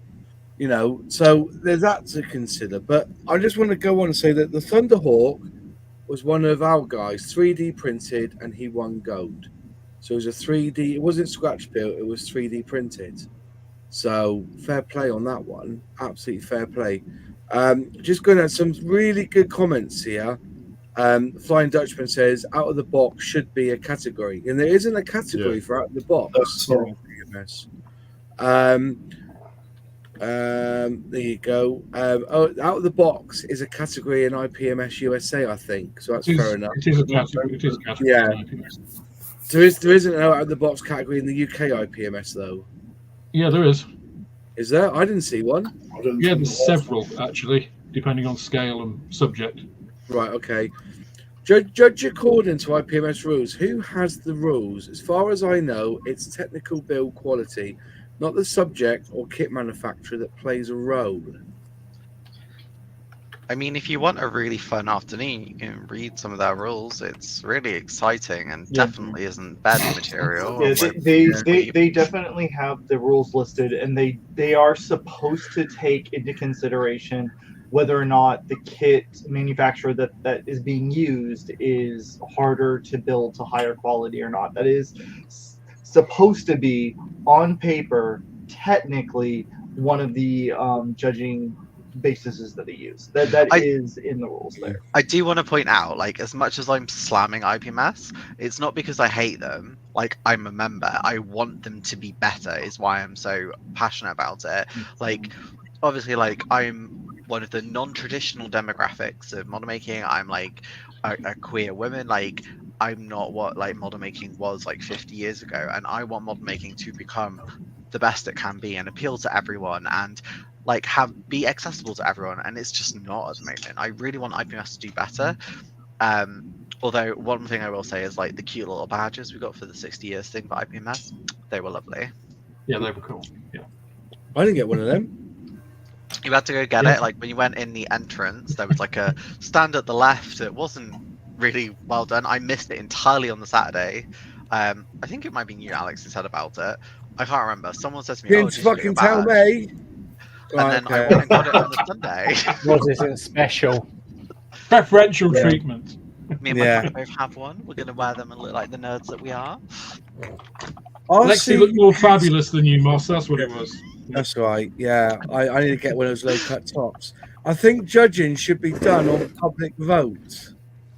That wouldn't work, really. Don't think that would work. Wouldn't work.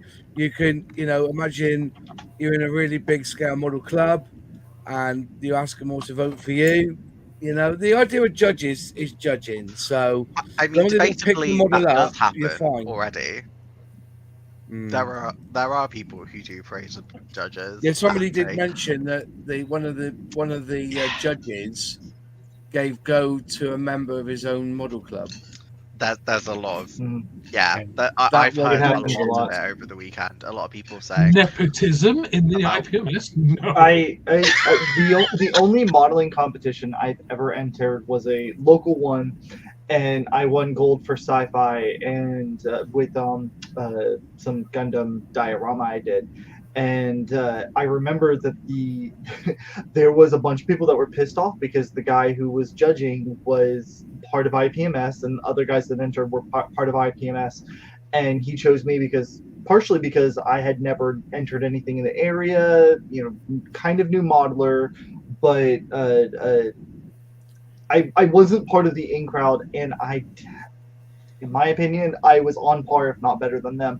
But I did not, I wasn't part of IPMS, and they were pissed off that I was chosen to have won for something that was not IPMS related because I was not part of IPMS. And it was like.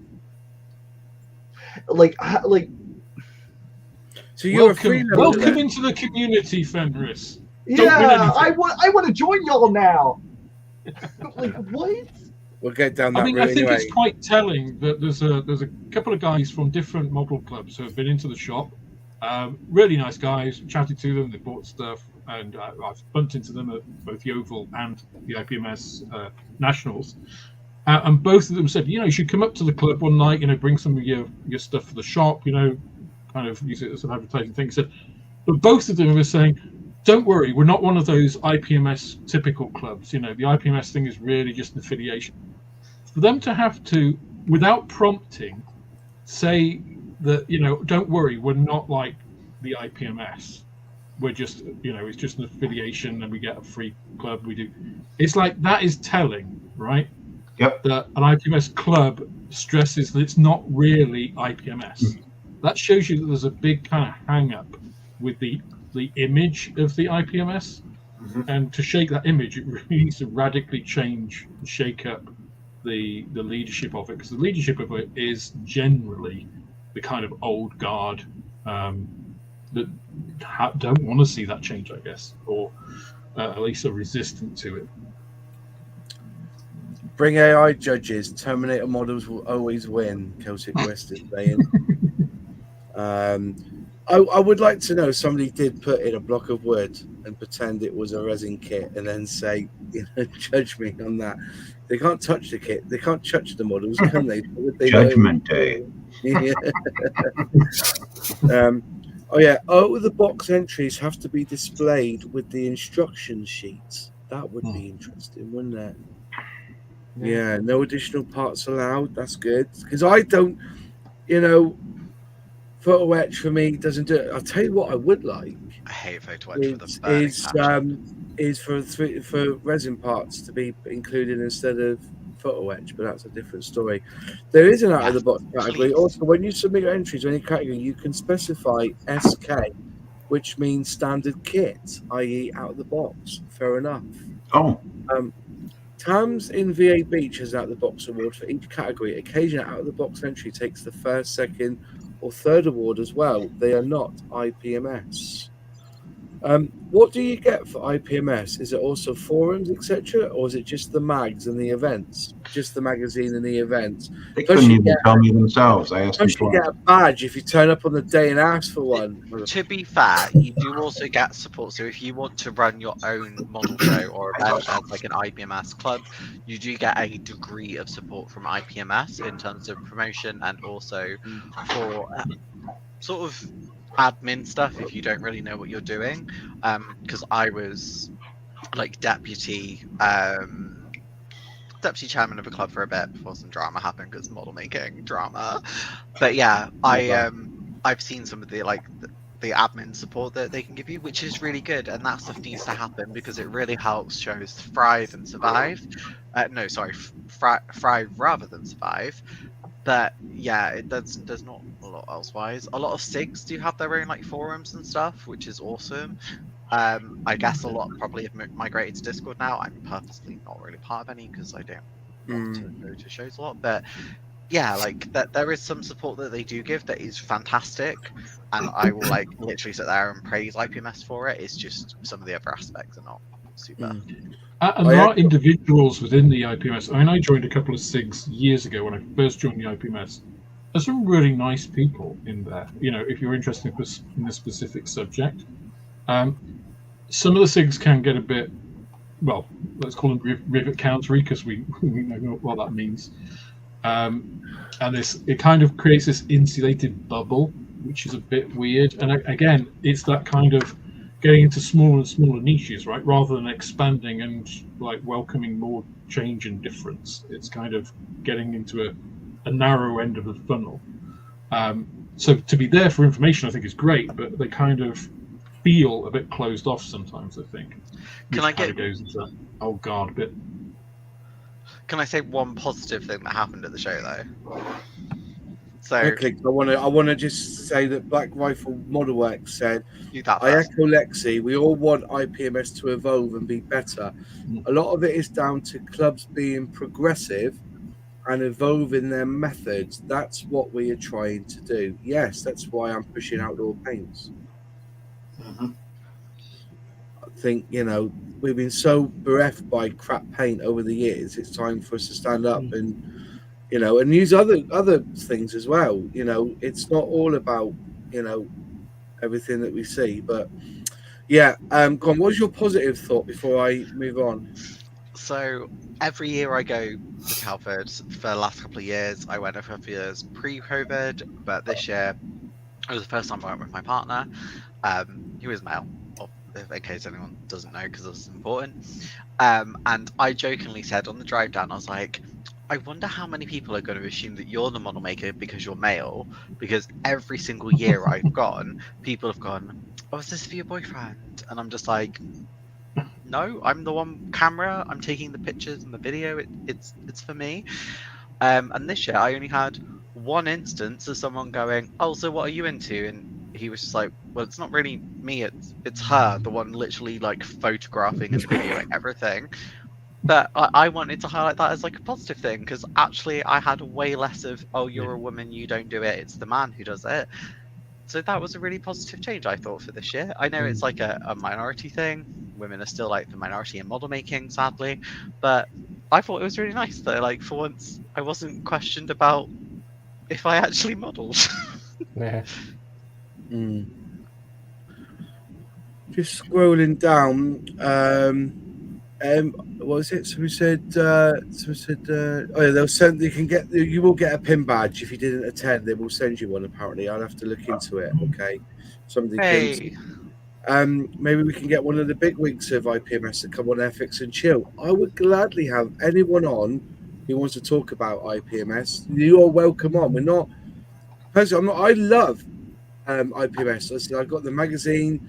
I go to, and I would pay to go to Scale Model World, even if I was an IPMS. I think you have to be an IPMS member to be in their competitions as well. You have to be a member, I guess. Is that true? I think so, and also obviously you have to get there earlier, and also to present as a like model stand as well. You need to be one of the IPMS clubs. Right. Okay. Do you have room though, Moss, to get an IPMS guy in with you for the show? Because they wouldn't be able to do it digitally. No, they wouldn't. They're frightened of it. Well, I've got a spare MacBook. They can go in the other room. Aye. They have to sit with the dog, like before the fire, like, you know. That was low hanging fruit. I apologise. I do. I get that. I get that. Can I just quickly ask something? We were talking about out of the box entries. You know, when you say, for instance, the Revell Fokker triplane in 70-second scale. in that kit, it shows you how to rig the kit, and the rigging on it is very minor. But the parts aren't in the box. So would they penalise you for rigging it or not? I don't think it would be classed as out of the box because you've added additional parts. Out of the box generally would just mean any parts that are included in the So, box. but the instructions are telling you to do it. Is this the melt? Because I know some were really old melted sprue. Is it that method? Yeah. Well, because they do that. They show you how to, make the rigging out of the sprue. But if it's not in the box, surely that's additional parts. Because I think somebody was saying that like PE, if PE is included in the box and like they had any instructions how to use the PE in the box, that's still not counted as out of box. But with the Revel kit, they explain how to rig it using twine, but it's not in the box. Right. But if PE that is included and instructions that are included doesn't count, I would assume that then also wouldn't. Yeah, count. you can't. If you have PE in the box, you can't use it on out of the box. Because that was the thing. Like in theory, I understand what they're saying. It's a lot. If you notice, a lot of kits, the PE is the extra. If you don't use PE, it doesn't matter. You still use the plastic in the box. Yeah. The idea is that it gives you a second option. But Lexi had a point, because theoretically, if you use expanded sprue to rig your kit, the plastic was already in the box. Exactly. Yeah. I think though, because it wasn't a part, like it has to be a part, like number 42 or whatever. Yeah. Because you created it, I think it doesn't count. I know Games Workshop. That's what I was wondering. Games Workshop have had the same discussion when they're doing sort of whether you're converting a model or not, and how to what nth degree essentially is it out of the box, or is it you're actually converting the model by deviating from how it would be presented without putting the additional work in, even if it's stuff that's included in the original box. I don't know the actual answer, but I'd be really curious to know what IPMS's position is on. It would be interesting to find out what they because Absolutely. At the end of the day, like in cricket, they use the word unnatural. So you can use anything natural, right, to keep the ball shiny on one side and rough the other, and that includes the grease from your hair. You can use that. You can use spit. Yeah. But you can't use anything unnatural. Right? You can't use polish. You can't use soil to make one end rough. It's got to be a natural thing. So if that was the answer, you'd say anything out of the box means anything that be naturally found in the box. So in instance, if you needed to and you wanted to make seat belts for it, I wouldn't be surprised you could cut the decal sheet and then paint that decal sheet to make seat belts. I wonder if it would be the technicality that they've supplied you it and it's in the actual out of the box instructions to do it. But then, like Fenris has said, photo etch is often included and still not considered part of the out of the box experience. I think with photo etch there is two sides to it, that with some manufacturers they'll release a photo etch version and a non-photo etch version. Sometimes at different price points, sometimes it's just due to limited releases. That can mean that some people will get it, some people won't, and it is a different skill set as well. I guess melting sprue is less of a different skill set, but I would be really curious what the answer is. It's just a really interesting technicality. It's interesting to me that without the box judging, they want you to include the instruction leaflet from the kit. Yeah. So if the instruction leaflet is telling you to rig it, surely if you rig it, it should be all right. You'll only find out on the day is that when you put it in the category, you can go up to the judges and say, look, out of the box, it comes with rigging. But then see the thing that if it's rigging and you've got thread in the box, it's a difficult one. It's natural would mean anything that's in the box would be plastic. Natural substance would be plastic. I think Nigel went through this. He had when he was building the Spitfire, not the 124 Spitfire, and he was looking at. He wanted to do his first build out of the box, and he went through it and he looked at it, and he could use sort of like brass for pinning things, and it was still technically out of the box. Yeah, because there's some kits that give you brass undercarriage oleos Yeah. because they know damn well the plastic ones just aren't man enough. So that's it's up to the judge, right? Whoever's judging that day. Because I mean, that's the answer. I feel like a lot of questions of the similar vein is given. The podcasts have been talking a lot about nepotism in judging. IPMS seems like being a member of the Masons these days. Yeah, I'll just say something now. Yeah, I had to do a funny handshake to get in here. Did you? You just flipped us the bird and you're allowed in. I wouldn't say it was a funny handshake. Yeah. So it's as I said, we can talk about the judging for hours in a day, but it's listen, when you win, the judges are your friend. If you don't win fuck all, you hate the judges. Right. So they're in a category of their own, isn't it? It's a policeman. You love them when they turn up and they arrest the guy, but you hate them when they arrest you for speeding. So you can't win being a judge, I guess. So I think though the competition has actually, I think that's one of the problems with the IPMS and the reputation it's got, because I think like the NNLs that's been mentioned in the comments quite a bit, they talked about it just being like it's not really serious competition, it's for fun. That's the point, right? That's why we all do models, because we enjoy doing it. It's fun. The best bits for me, my highlights from Telford were meeting you guys. We're meeting people that have watched the channel, that have listened to the podcast, that have been into the shop, that I've met at shows that I haven't seen for a long time, that I used to be clubs with. That was the best bit. The next bit was seeing the creations that people have done, and talking to other traders, actually. but that's what I was going to just say, Alex. Some of the best builds I saw are actually on the tables, not in the judging area. Yeah. They don't want to be judged. They don't want to be judged. No. I would. To me, the competition is a different thing, but I think for a lot of IPMS members, it is the kind of more of the central.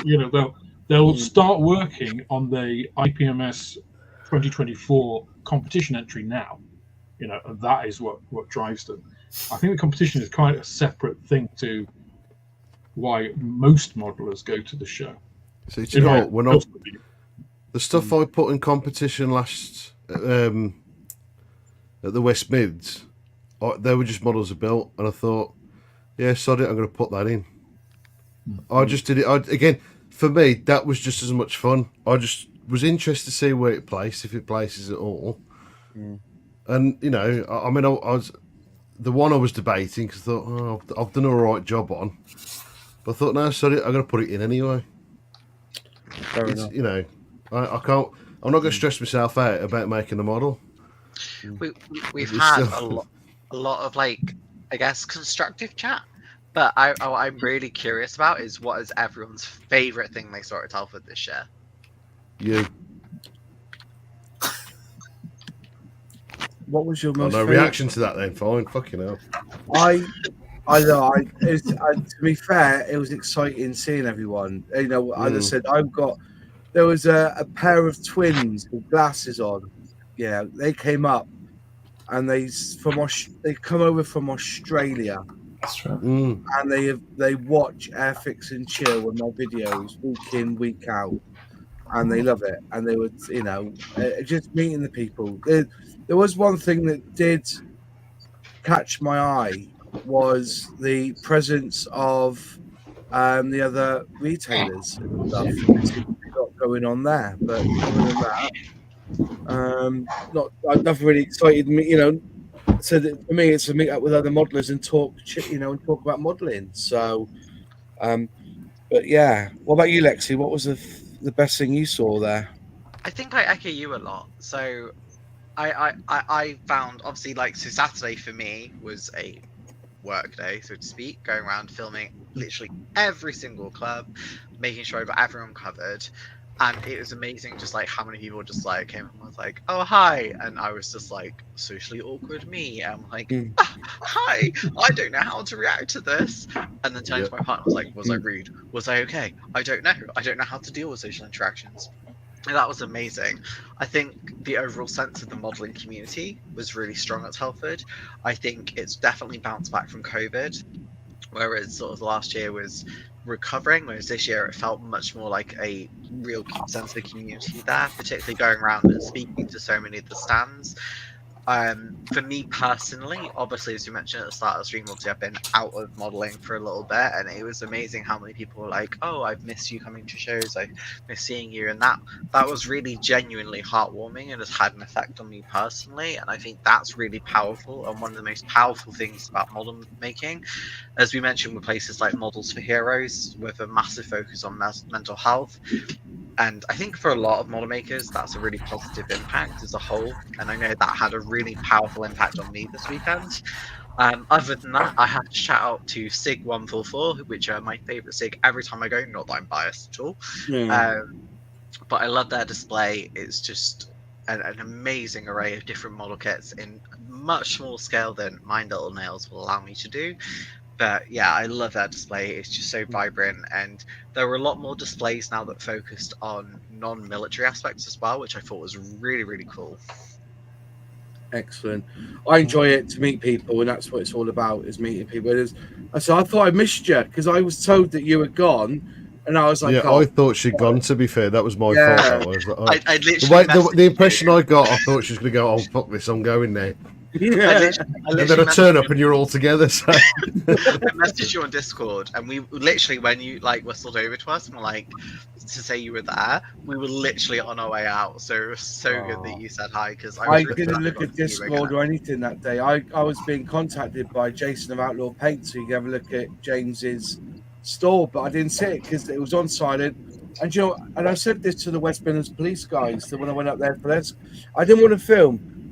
You know, I do the Yeovil, and I'm doing Bugle Call this year to film theirs. That's their model show, but you don't understand how in depth you go having to film every single table. It's a lot, and it's a lot of hard work. And I just enjoy sitting back and just seeing people and just mullering myself around, like, you know, and just, you know, that's it. But it's why I did 2 days, because I knew the Saturday would be a whole day filming, because last year I did 1 day, and I was filming from like 9 a.m. until 4:30 to get every single table, because my ethos is, if I'm going to do scale model world, even if it's like, I don't know, like cars, I'm not into cars, but I still want to include them, because I want to be like, hey, this is a part of scale model making.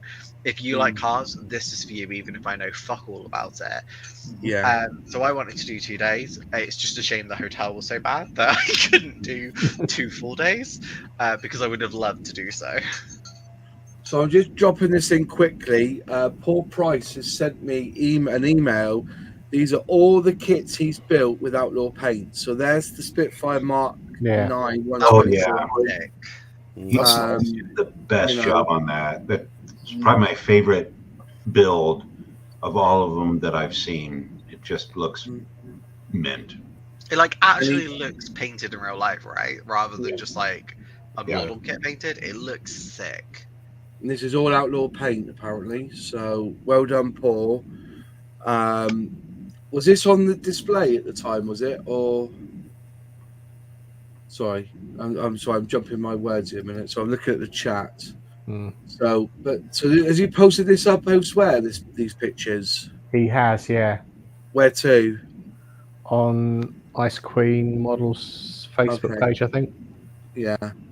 On various other ones he's members of. There you go. So if you are a scale modeler, look at that. That's fantastic. That green from Outlaw. Look at that pearlescent. Look at that. I bet that's got 2K on it as well, doesn't it? Oh, that looks so cool. No, that's nice. That Apache. This is all Outlaw Paints, so I love that. That's pretty smart. Oh, that looks so nice. Like the gleam on it from the sun is so cool. He takes great pictures. Like this of his pictures is very good. I wish I could take pictures like that. They look so good. Me too. Look at that. Oh my That's God, That is fantastic. sick. And this is all outlaw paints as well. I do love the AMT decal on that Yeah. one. Yeah, it looks so That's nice. good. Just like sneakily put in there. So there you are, just quickly. Yeah. Scale model for me, Telford for me, another great weekend of pure scale model porn. You know, and like I said, some of the best models I saw are on the club tables, not necessarily in the competition bit. Fortunately, I was only there for 5 hours maximum. I left about 2 o'clock. Last time I saw Alex was by the Sprue box gate, and I said I've got to go now, so I'll be back to do a gig. So, but to be fair, on these scale models shows, if you ever go to any, let me know where you're going. I'm gonna try and do the one in Edinburgh, and there's one really like near Aberdeen way. There's a scale model show which I'm going to attend next year in April. So I'm going to that one. I'm going to try and get to as many as I can next year. So what I'll do is I'll post it on the Scale Model Club or on my personal Moz 6510 model page on Facebook. Moz on tour. Moz on tour, and I'm going to go and try and visit as many scale model shows as I can. You know, as I said, it all depends. But what type of paint? That is outlaw paints available from dealers in Sprue Box and Alex at Man's Model Moments shop as well. So yeah, that's the plan for next year, to go and have a look at all these. But I think Telford again, no matter your thoughts on it, if you don't go, you will miss out, definitely. Wayne Welly, will you divert to South Wales? Is there a scale model show in South Wales, Wayne Welly? Tell me the date and I'll book it in my diary. I needed to do this as well. I literally mentioned this in my video that I've got coming up tomorrow, that I need to go to one in like Wales, because so many of the Welsh clubs only go to like a couple, like around the borders, and I really want to go to one of the Welsh model shows. So yeah, I'm really curious to see when they are as well. I'm assuming there's one in Cardiff maybe, but I'd love to go to one. If there's a scale model show in Wales, let us know. We will be there. Me and Lexi will go. Alex will probably tag along with me.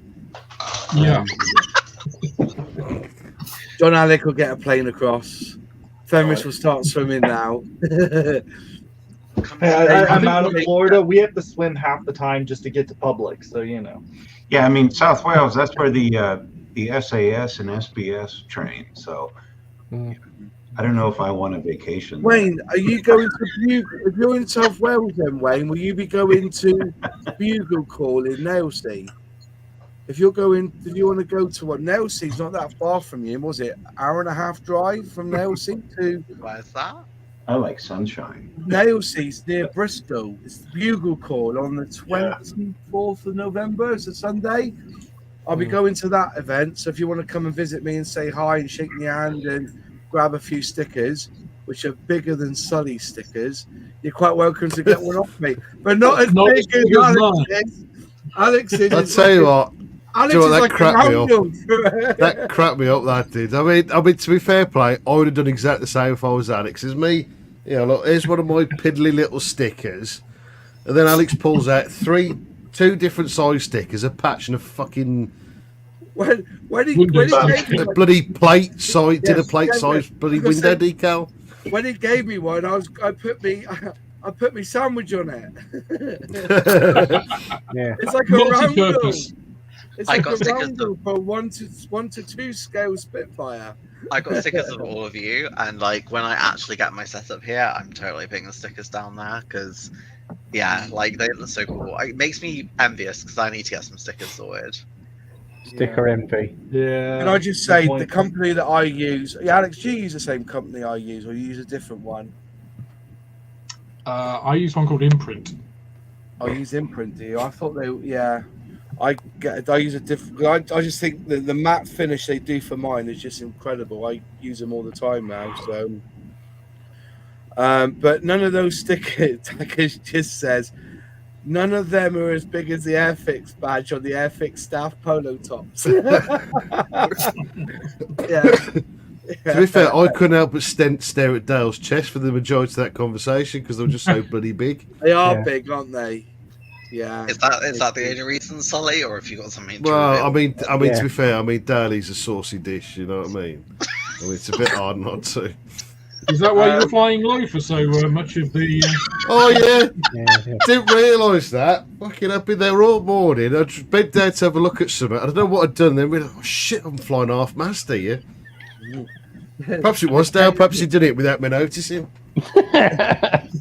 So when you put your finger through and said penny for a field, it worried me.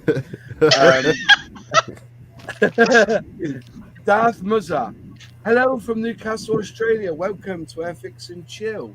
I have heard outdoor paints are quite good. Are they lacquer or acrylic? They are both. They're lacquer acrylic paints. The difference is that they are liquid pigments in their selected premium lacquer. So when you shake them, I've got this is the big bottle here. So when you shake them, they mix really well because it's not powder in them at all.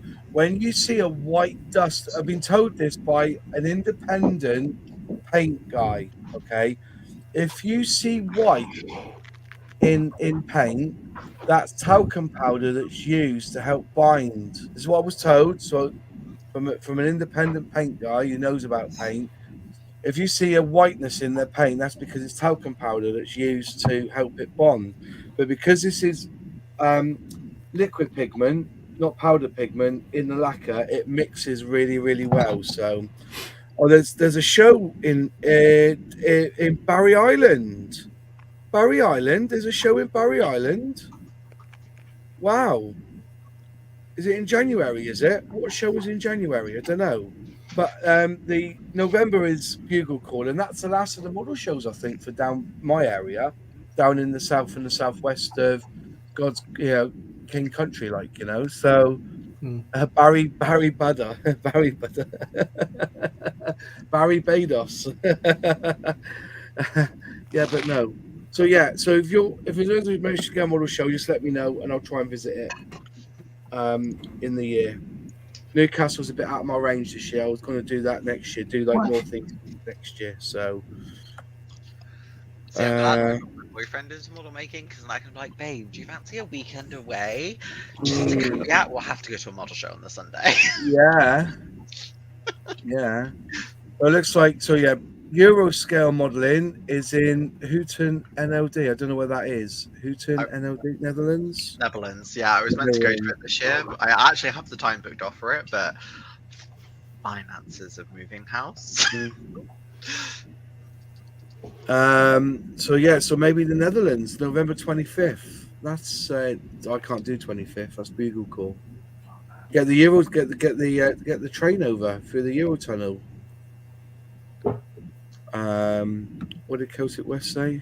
Somebody said the Celtic West showing Cardiff in January apparently. So that's all right. Then we'll be able to go to that one. Cardiff in January. That's going to be a bit wet. Oh. So yeah. Anyway, so positives from Telford. It's a good model show. Negatives: don't put your model in the competition. Overall, an amazing show. 3 halls of modeling, beauty, and goodness. Amazing people, amazing show, amazing traders, fabulous show. Yeah. And I was gonna say, let it be said, as much as we have our criticisms on the judging, does not mean we don't enjoy going and watching the judging at all. Speaking as somebody who's not actually been to an IPMS event, it's everything is always amazing. It's one of those things where, when you're part of it, like your hometown, when you're from your hometown, you sit there and slag it off all the time because you're like, oh, it's shit. But actually, there are lots of positives, and IPMS Telford Scale Model World is an amazing event every single year.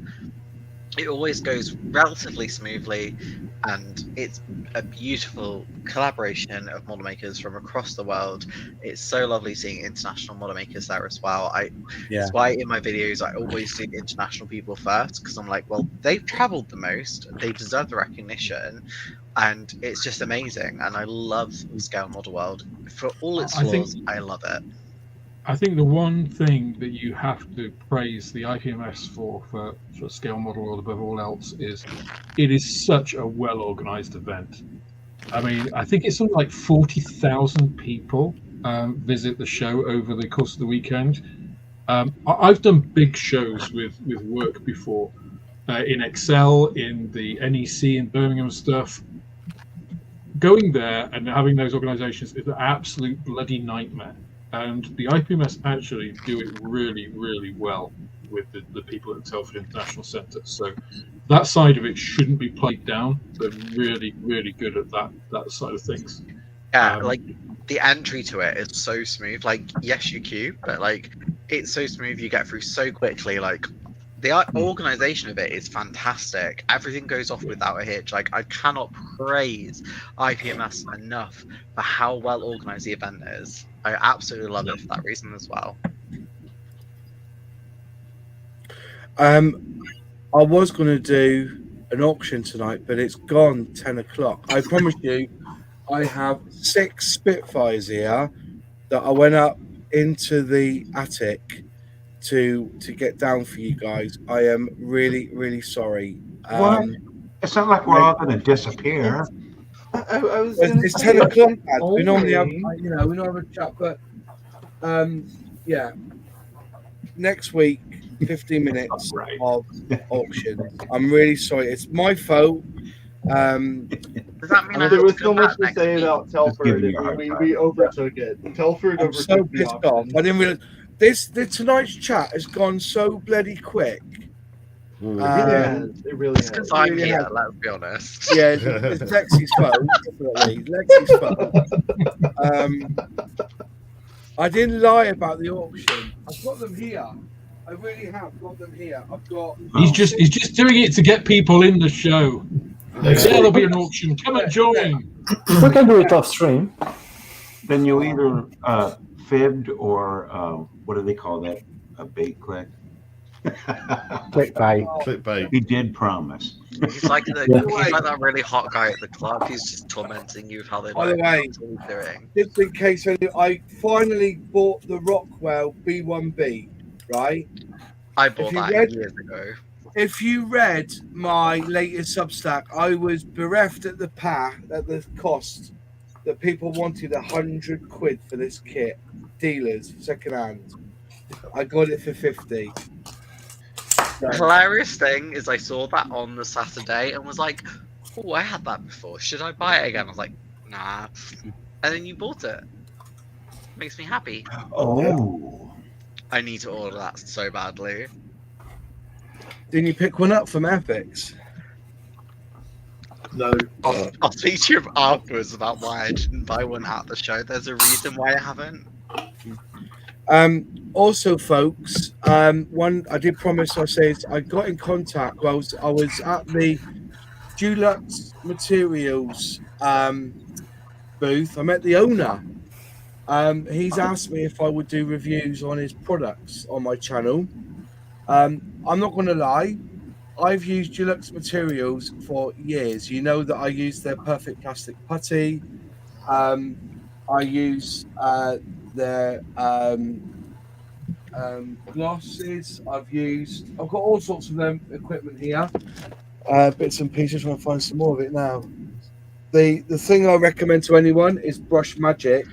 There's a tutorial on how to use Brush Magic to clean your hairy sticks on my channel. If you can get it, buy it. Do not leave it in your airbrush for more than 15 minutes. I bought an airbrush that was 20 years old, caked in paint. I used this stuff and I got my airbrush working again in about 20 minutes. They do glue and glaze as well, right? Glue and glaze is another one. Yeah. I love glue and glaze. I lost some clear parts on my Lancaster that I built for the Dam Busters anniversary thing, and I used it to fill the clear parts that I lost in the Carpet Monster, and it's so good. I love glue and glaze with a passion. Dulux is amazing. They do a precision plastic glue. Now the beauty, I like my Humbro poly cement. This stuff is just like this stuff. Now, the reason I don't like the contact though is because the bottle is a pain in the ass to use. I like the precision poly brush, the poly cement, because the brush the bottle is a nice feel in the hand. So when you pick it up, doesn't matter how you pick it up, twist, push, done, easy. Now this one here, the precision plastic glue that they do, it comes with its needle that's hidden away behind the sticker. So behind the sticker there is the needle that you cut the end off, put the needle on, and they've designed this. He's telling me about it. They designed it so it fits flat on there. So you got to do is pick it up, twist, and you're done. So it's quite a nice feel to it.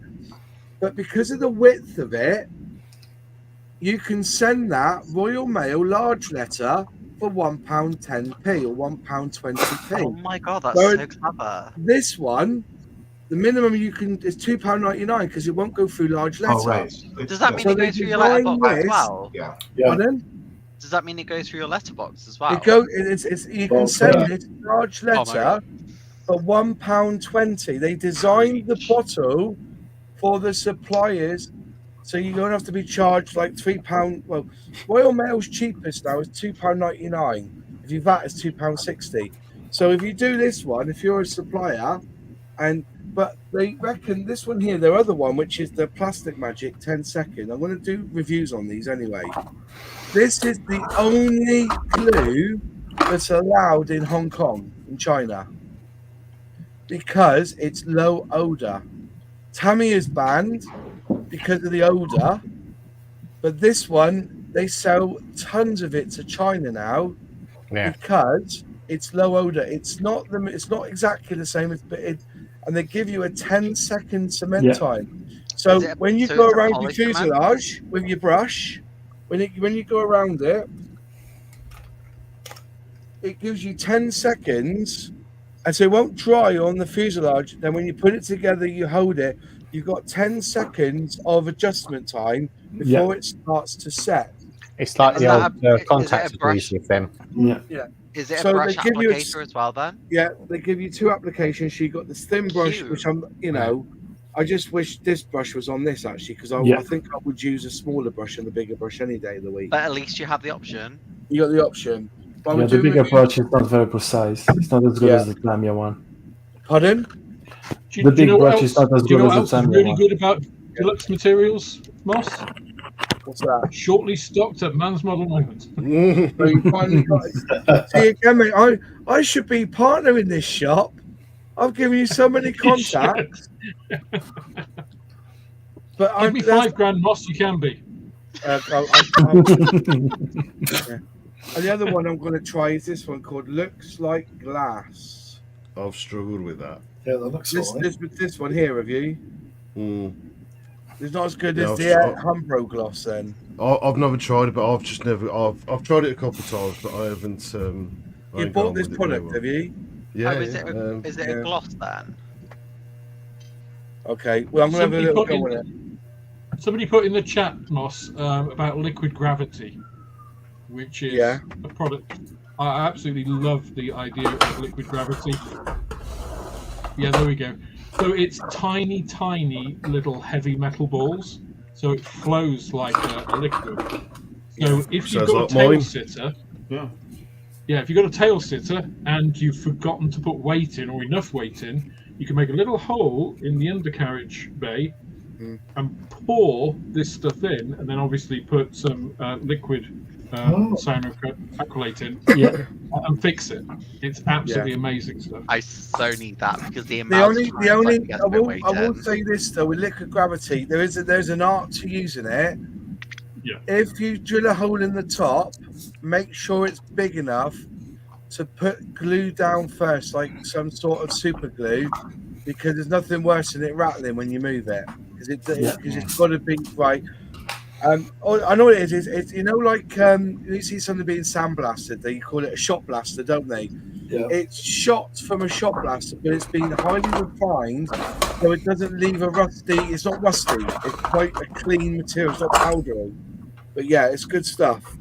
The other stuff I've got to test, which I've done with it now, is this new stuff called Strip Magic, which apparently strips off paint in particular areas that you need to. So you just put it on. It doesn't attack the plastic.